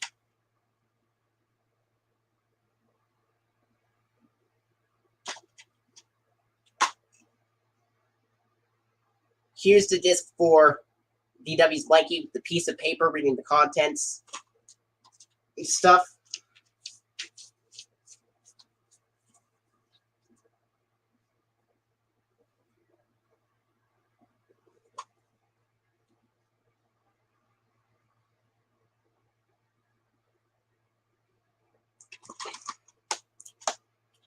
The sponsors in order are the same as they are in Arthur's Terrible Teasers. The Teddy Graham Snacks ad appears first, even though Post Alphabet is incorrectly sponsored on the back cover. Chuck E. Cheese's opening door ad, and the Juicy Juice ad, and then the season 7 to 8 funding use on seasons 1 through 4 reruns with the grassy green checkered grid background and the PBS Kids Dash transformation ident. And then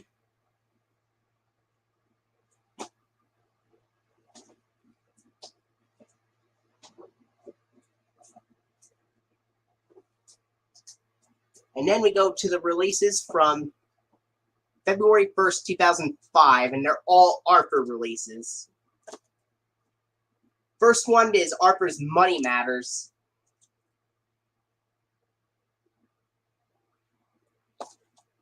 And the episodes on this DVD are Arthur Bounces Back from Season 1, DW Tricks the Tooth Fairy from Season 3, and More from Season 6, which is the Mark Rendell redubbed version. For Arthur Bounces Back, it says, Moon Shoes. A mere $10 stands between Arthur and the shoes he's been dreaming about, but at an unexpected cost. And then for DW Tricks the Tooth Fairy, it says, DW needs money, quick. After all, every girl wants to have her own fluffy unicorn clothes horse and horse clothes barn. When she tries to pull a fast one on the Tooth Fairy, will Arthur have to pay?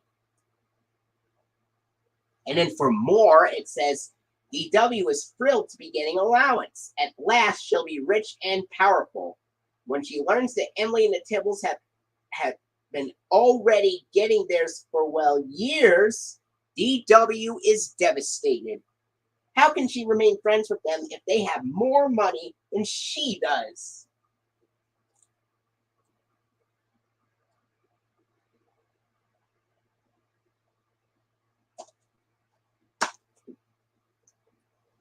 Here's the disc for Arthur's Money Matters and the piece of paper that reads the contents of the disc.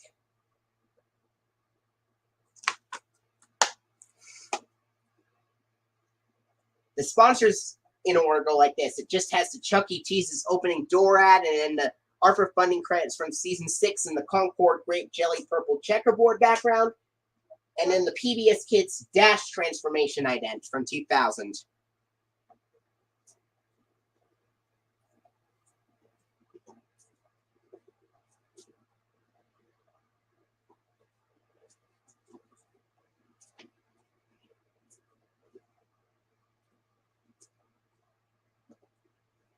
Next up, we go into the 2005 DVD release of Arthur the Big Riddle.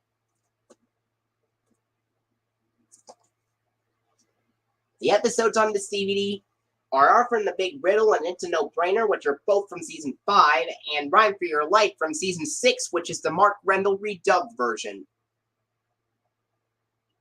And for Arthur and the Big Riddle, it says, Alex Trebek lends his voice as Alex Lebek, host of the cool new game show Riddle Quest. In this episode, which poses the age-old riddle, is winning really everything? And then for It's a No-Brainer, it says, when Brain loses his cool and loses it to Buster in the Mathathon, he abandons his books and nickname for a career in stand-up comedy. Is Brain gone forever? And then for Rhyme for Your Life, it says, while struggling to write a poem for his mom, Binky falls asleep and gets trapped in Verseburg, where it's a crime not to rhyme. After tangling with the Big Purple Orange and meeting poet William Carlos Williams, Binky finally escapes this curse. But will he be able to stop speaking in verse?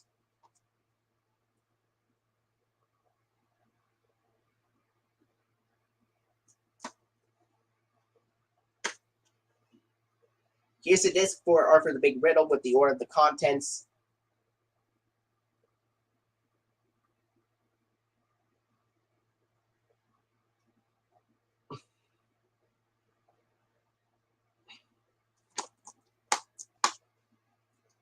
The order of the sponsors go like this. It just has the Chuck E. Cheese's opening door ad, and then an extremely rare, cut short version of the PBS Kids Dash Transformation Ident, which just fades in at the part with Dash as a robot, instead of the caveman and scuba diver coming before it.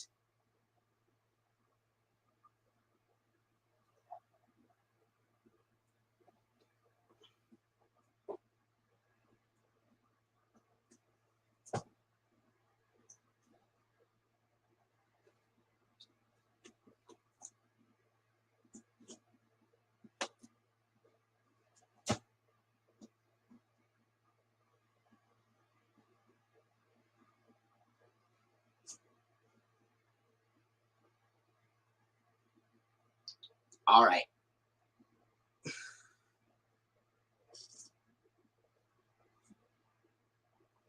Next up is a 2005 DVD release of Arthur's Tooth, released on February 1st, 2005.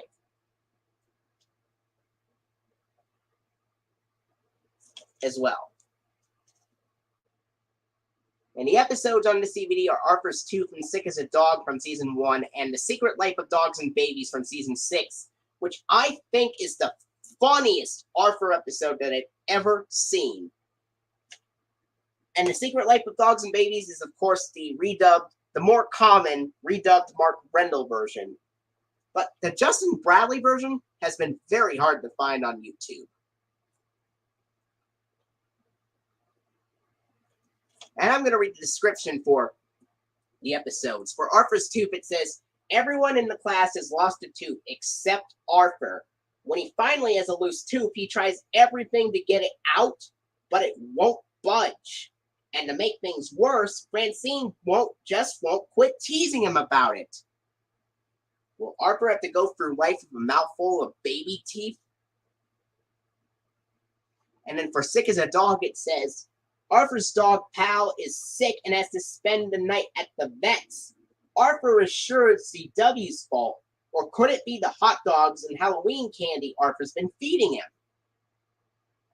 And then for The Secret Life of Dogs and Babies, it says, ever wonder what baby Kate and Pal are thinking?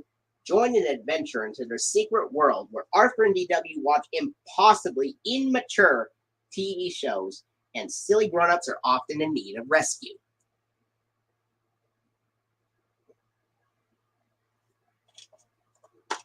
Here's the disc for Arthur's Tooth with the piece of paper reading the contents for this DVD. And the contents in order go like this. The sponsors in order go like this. It has a Chuck E. Cheese's opening door ad. Then the Arthur funding credits from season 6 in the grassy green checkered grid background. And then it has a 2002 PBS Kids Fishbowl ident, which makes its appearance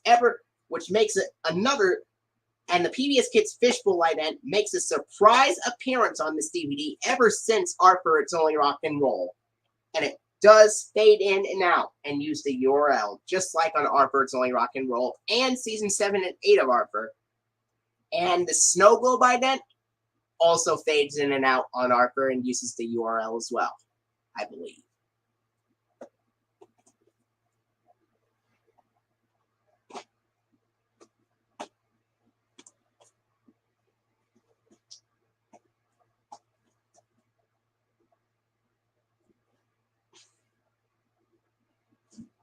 And then for the next one, we have the DVD of Arthur's Treasure Hunt, released February 1st, 2005. And the episodes on this DVD are Arthur's Treasure Hunt, The Chips Are Down, and Revenge of the Chip, which are all from season 3.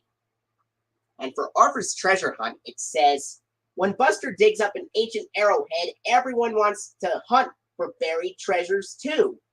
But how can Arthur become a famous discoverer of lost civilizations and stuff if his mom won't let him dig up in the backyard?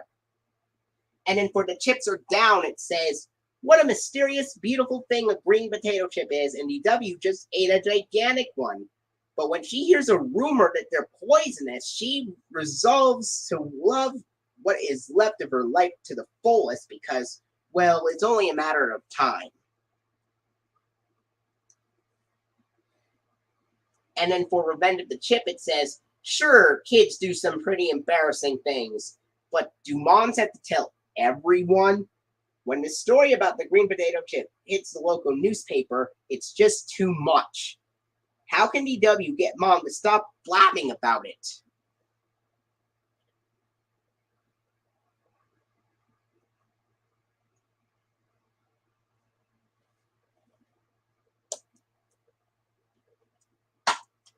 Here's the disc for Arthur's Treasure Hunt with the piece of paper reading the contents.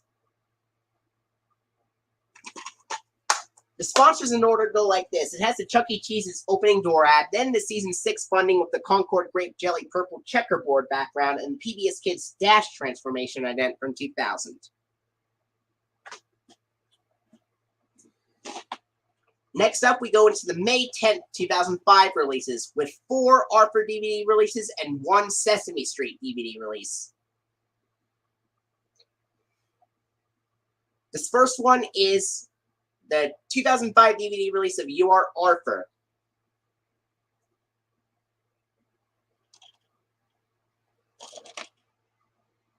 And the episodes on this DVD are You Are Arthur, The Election, and The World Record, which are all from season 5.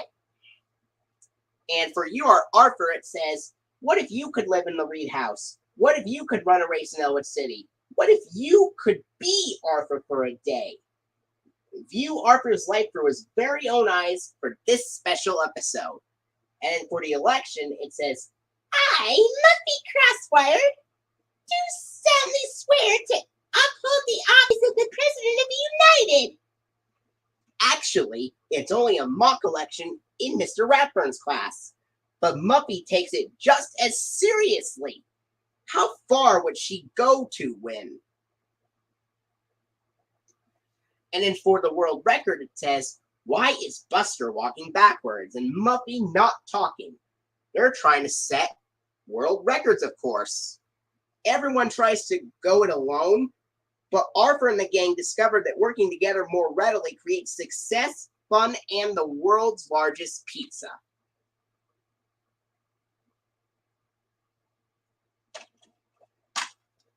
And here's the scene indexes. Here's the disc for Arthur and a piece of paper that reads the contents. The sponsors in order go like this. It has the Chuck E. Cheese's opening door ad and the Road 60-second cinnamon rolls ad from 2005. And then, of course, it has the Arthur funding credits from season 6 and the Velveeta cheesy yellow triangle in the Velveeta cheesy yellow pizza triangle background. And then, of course, the PBS Kids Dot transformation ident from 2000.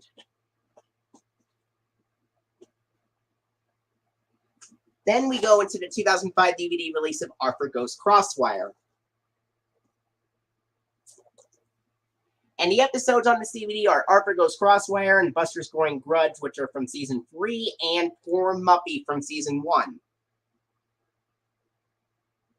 And for Arthur Goes Crosswire, it says, since they rescued Wilbur Rabbit, the guy who plays Bionic Bunny on TV, Arthur and Muppy have been inseparable. Arthur figures it's best that friends of Wilbur stick together anyway. But the rest of their friends are growing tired of the new Arthur. Can he be demuffified? And then for Buster's Going Grudge, it says, Buster's convinced that his great joke will be the difference between a successful oral report and failure. But when Binky steals his material, will Buster stay mad forever? And then for Poor Muffy, it says, a new carpet and an attack of sneezing means that Muffy must spend the weekend at Francine's. For Poor Muffy, this means sharing a room and eating leftovers. Can their friendship possibly survive?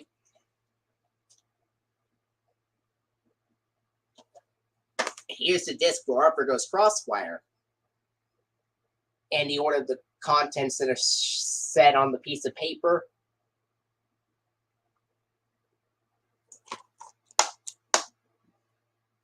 And the sponsors in order go like this. It has a Chuck E. Cheese's opening door ad, and then the Road 60-second cinnamon rolls ad from 2005, and then the Arthur funding credits from season 6, which also has the Velveeta cheesy yellow pizza triangle background. And then the PBS Kids Dot transformation ident.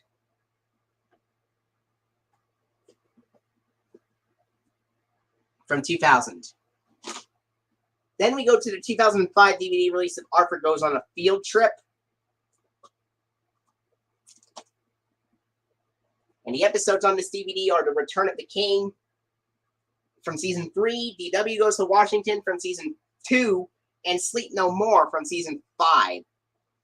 And for The Return of the King, it says, a field trip to the medieval fair puts Arthur's class against another led by Ratburn's super tough mentor, Mr. Price Jones. Arthur and the gang suffered defeat after humiliating defeat against the smarter, stronger competitors. Can Arthur save the day and be crowned king? And then for DW Goes to Washington, it says, DW's on her way to Washington. Someone should have called ahead and warned the government. She's bored by it all until she gets lost during a tour of the White House. A kind employee reunites her with her family and invites them all for pizza. Come to think of it, the guy sure has a nice office, and doesn't he look a little familiar? And then for Sleep No More, it says, have you ever been so excited that you couldn't sleep? When the gang visits Pizza Paula's, Buster is convinced that the all-you-can-eat contest, free pizza for life, is his destiny. But how can he possibly win such an important contest without any sleep?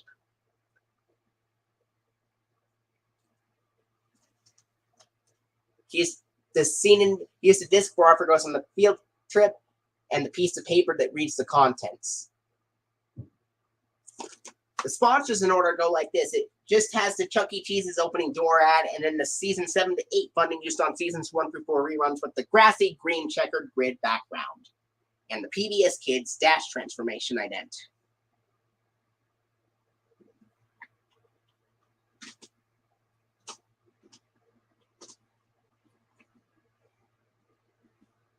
And then we go into the 2005 DVD release of Arthur Makes a Movie, the last Arthur DVD to be released on May 10th, 2005.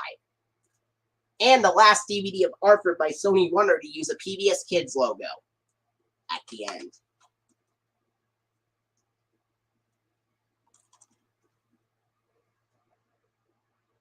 And it has Arthur makes a movie from season 1. Arthur makes a movie from season 2, Francine Frensky Superstar from season 1, and Arthur the Unfunny from season 2. The episodes on this, and for Arthur makes a movie, it says, too young to see a real Jamestown movie, the kids decide they'll make a film of their own. With Muffy directing and Arthur playing the dashing urban hero, how bad could it be? Don't answer that. And then for Francine Frensky Superstar, it says, now that Francine finally has the lead in a school play, she has become a stage tyrant. Moments before curtain, Francine's stardom is completely gone to her head. Can the show still go on? And then for Arthur the Unfunny, it says, Arthur's a notorious joke killer. But when he's scheduled to perform as a carnival clown, Arthur decides he'll learn how to make people laugh or else.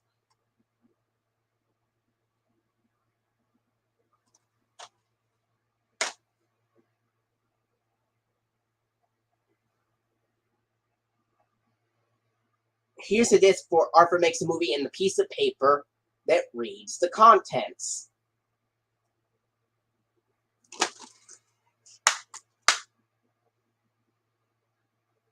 And the sponsors at the beginning go like this. It just has the Chuck E. Cheese's opening door ad, the season 7 to 8 funding with the grassy green checkered grid background used on seasons 1 through 4 reruns, and the PBS Kids Dash transformation event from 2000. Now we go into an Elmos World release from May 10th, 2005, a Sesame Street one, which is an Elmos World release from May 10th, 2005, and that is Elmos World Food, Water, and Exercise.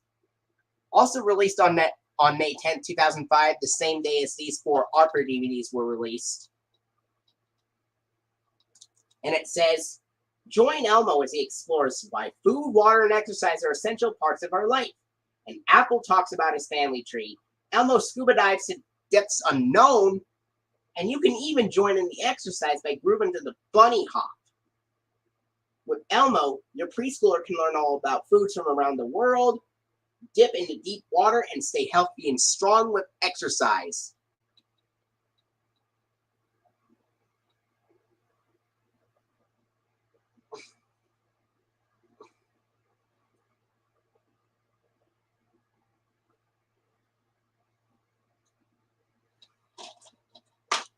And here's the disc for Elmo's World Food, Water, and Exercise.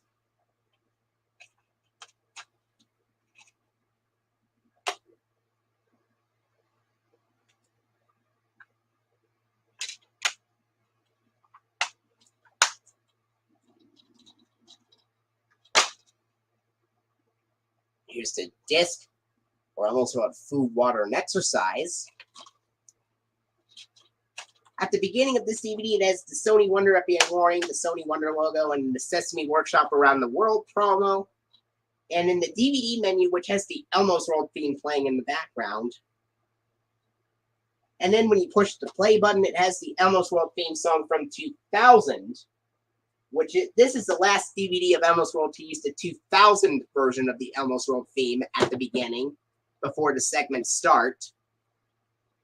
And then the start of the food episode.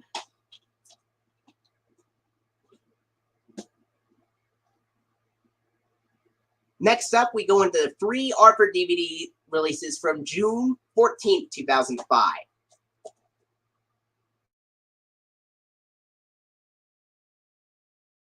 And the first one is Arthur Gets Lost, released. And the episodes on there are Arthur Gets Lost, which is actually just called Lost, from season 2. And then Arthur Cleans Up and DW Gets Lost are from season 1. And then for Arthur Gets Lost, it says, Arthur is all set up for his first solo ride on a public bus. He's got the exact fare and a book to read, but one thing he didn't count on is falling asleep. When he wakes up, Arthur finds himself in a strange and scary part of town. Will he ever find his way home? And will DW ever forgive him for scaring her like that?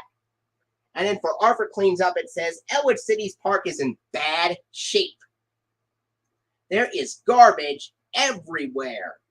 After grumbling about it, the kids find themselves volunteering to clean it up. even though it is a lot of work, in the end, they all decide it feels great to make a difference. And then for DW Gets Lost, it says, if you think being lost in a humongous, super gigantic department store would scare a 4-year-old, think again. Lost while searching for the earrings of her dreams, DW wreaks havoc as she tries to find her way home.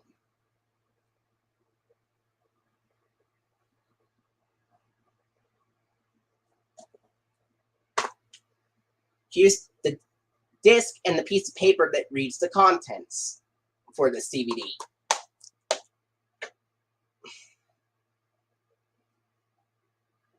It has a Chuck E. Cheese's opening door ad come first, and then the Rogue 60-second cinnamon rolls ad. And it has no PBS Kids logo or color or for funding with colored backgrounds or anything like that. And for Elmos World Food, Water, and Exercise, I wanted to mention this. Food and Water from Season 1 and have Bill Irwin play Mr. Noodle, and Exercises from Season 2 which has Michael Jeter play Mr. Noodle's brother, Mr. Noodle.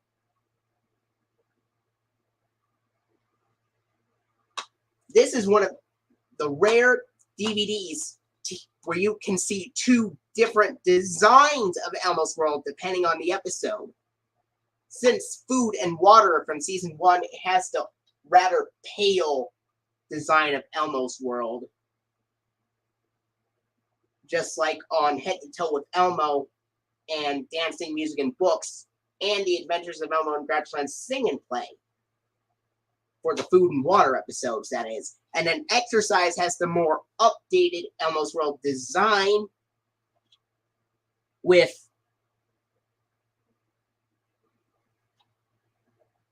that was first used on Babies, Dogs, and More.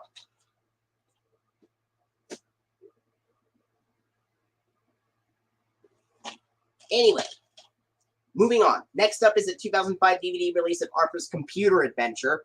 I got this in a DVD fun pack along with DW Rides Again and Arthur's Teacher Trouble back in Christmas of 2009. And the episodes on this DVD are Arthur's Computer Adventure from Season 1, which is actually called Arthur the Wrecker. Arthur versus the Piano from Season 2, and Arthur's Lucky Pencil from Season 2. And then for Arthur's Computer Adventure, it says, Arthur always seems to wreck stuff. And this time, it's Mom's computer. Not a great situation when your mom is an accountant and it's tax season. Now, Arthur really needs to fix the computer before Mom finds out. And then for Arthur versus the Piano, it says, after getting stage fright during a rehearsal, Arthur is terrified of playing piano in front of a real audience. Will he be able to get through his recital without any mistakes? Or should he just move far, far away?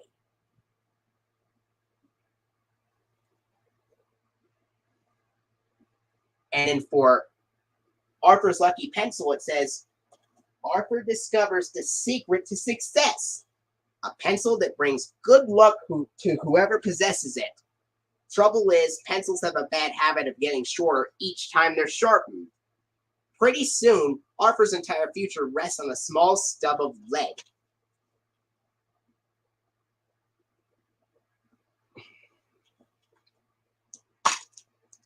Here's the scene index.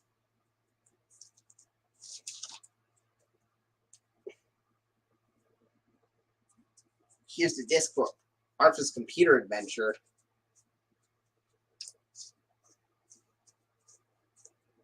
Hold on 1 second.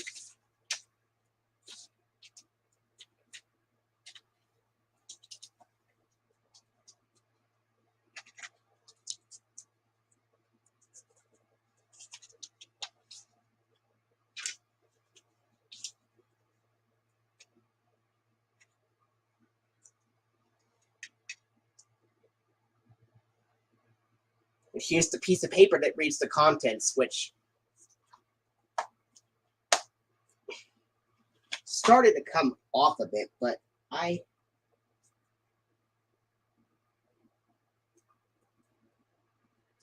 fixed it.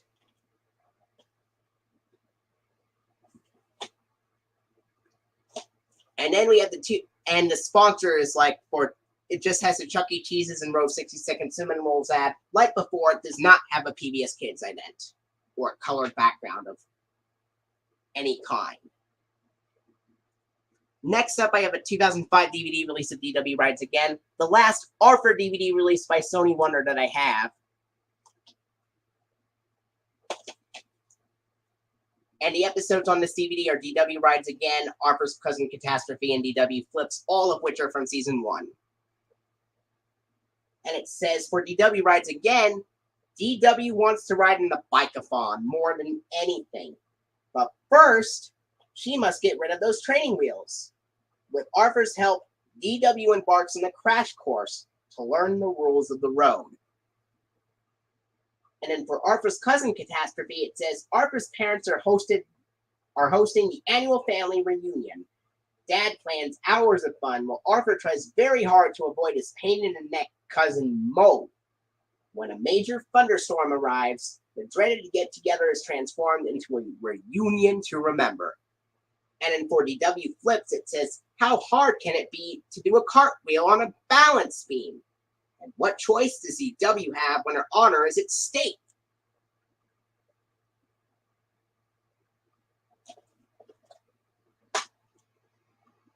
Here's the disc for DW Rides Again and a piece of paper that reads the contents.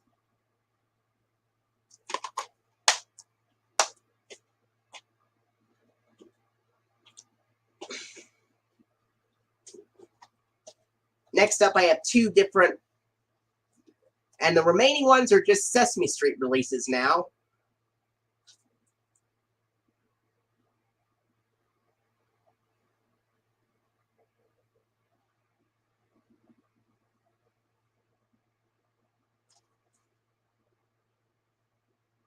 Next up, I have two different copies of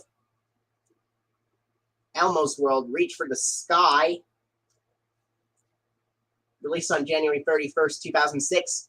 They both work, though.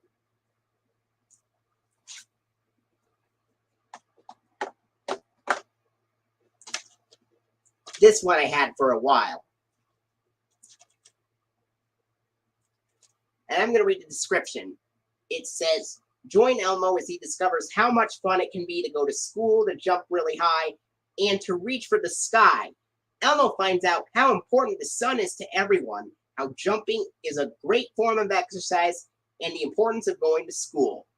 With Elmo's World, your preschooler will reach for the sky and have fun while learning.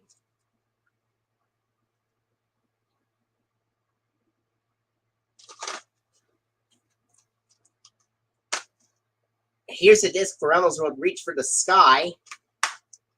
This DVD has the FBI warning, the Sony Wonder logo, and then the Sesame Workshop Around the World promo, and then it goes straight to the Elmo's World theme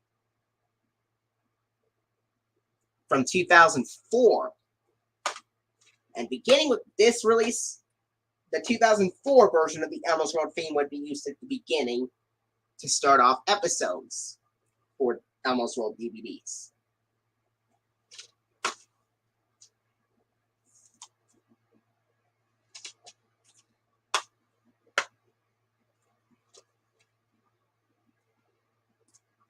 And at the end, it had the end credits and then the SesameStreet.com promo from 2002. And then it has the Elmo's World video collection promo. And then the DVD menu. This DVD has the Elmos World video collection promo at the very end. This copy I've gotten 2 days ago. It was a surprise backup copy. And here's the same disc and everything. And all episodes on this DVD, Sky is from Season 4, while Jumping in School are from Season 7. They all have Bill Irwin.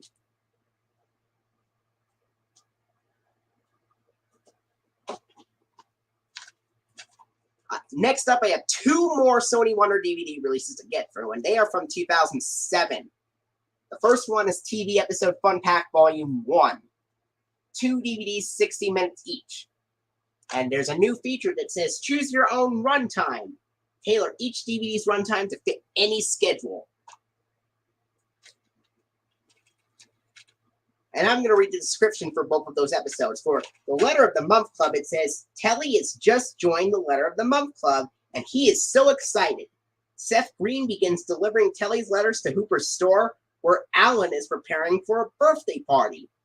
Some letters are too loud. Some are too big.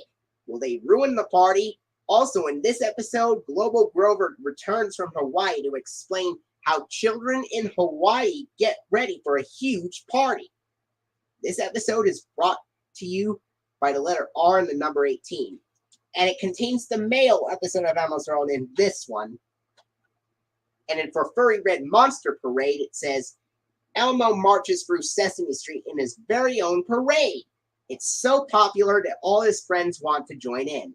But none of them are furry red monsters. Can Elmo find a way to include everyone so the parade can march on? Also in this episode, Grover visits Hawaii and Trinidad and returns home to show off some new skills. And Count Von Count watches 6 feet under. This episode is brought to you by the letter F and the number 6. And I know that both of these episodes are from season 35 in 2004. The Letter of the Month Club is episode 4074, and Furry Red Monster Parade is 4062. Here's a disc for the Furry Red Monster Parade and the Letter of the Month Club.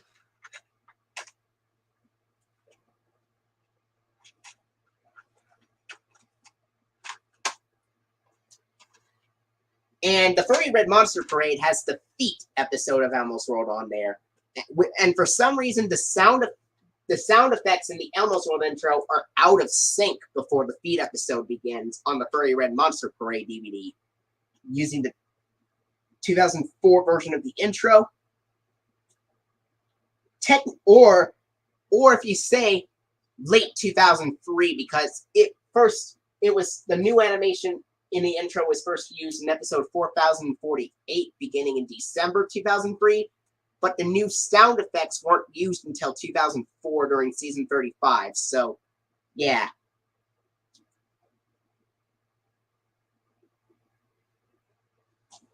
Anyway. So both discs use the FBI warning, the Sony Wonder logo, and then the Sesame Workshop Around the World promo. And what is very interesting, that even though it has the 2006 Sony Wonder Bouncing Sun logo on the packaging, the DVDs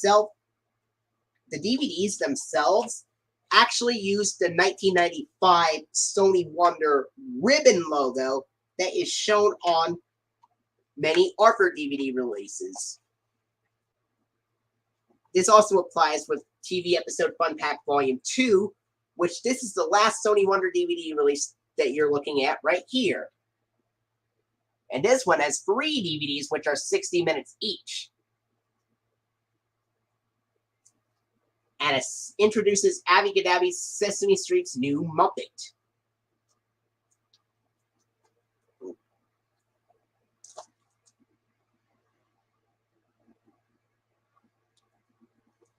And I'm going to read the episodes. They are Abby Cadabby Moves to Sesame Street, Elmo and the Seven Dwarfs, and Elmo and Zoe's Scientific Exploration. I'm going to read the episodes. For Abby Cadabby Moves to Sesame Street, it says there's a new Muppet on the block. It is Abby's first day on the street. Can everyone's favorite fairy in training overcome her shyness and make new friends? Also in this episode, Law and Order Special Letters Unit and performance by John Legend with Hoops the Owl. Special guest Kristen Chenoweth stops by Elmos World. This episode is brought to you by the letter M and the number 4. And it has the Friends episode of Elmos World. And it's the season 37 premiere back in August 14th, 2006. I've seen a little bit of that episode on New Year's Day in 2007 on TV. But then after the Elmos World Friends intro, we changed it to sports.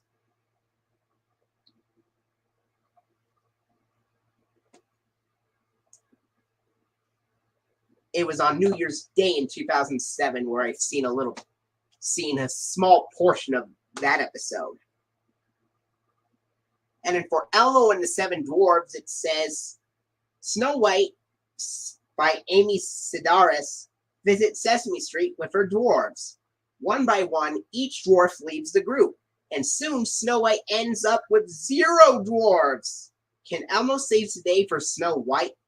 Also in this episode, Bert and Ernie sing about circles, and Grover learns how to ride a bike. This episode is brought to you by the letter O and the number 7, and it has the Penguins episode of Elmos World in that episode. And for Abby Cadabby Moves to Sesame Street, it's Friends. And then for Elmo and Zoe's scientific exploration, it says, will Rocco the Rock boat float? Will a leaf sink? Elmo, Zoe, Telly, and Gordon have fun along the way as they perform simple experiments to find the answers.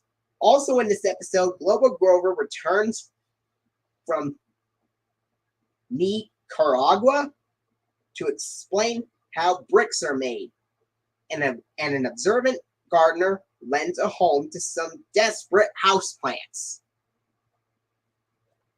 This episode is brought to you by the letter P and the number 15. And of course, Elmo and the Seven Dwarfs is also from season 37. And Elmo's and Zoe's scientific exploration is from season 36. And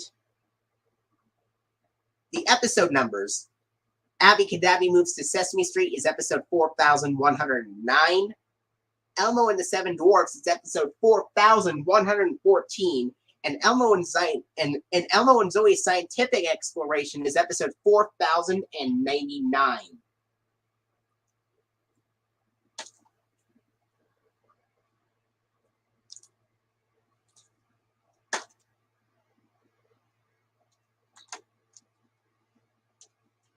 Here's the discs. For these free DVDs. And all 3 of them have the FBI warning. And all 3 discs still have the older Sony Wonder logo from 1995 with the ribbon. And then the Sesame Workshop Around the World promo from 2004, which has sound effects in these volumes, just like in Reach for the Sky DVD release. And then, of course, the DVD menu and then the start of the respective episode numbers, depending on the DVD. That's it for all the Sony Wonder DVD releases. It really took 4 hours long to complete the stream. I will see you guys later.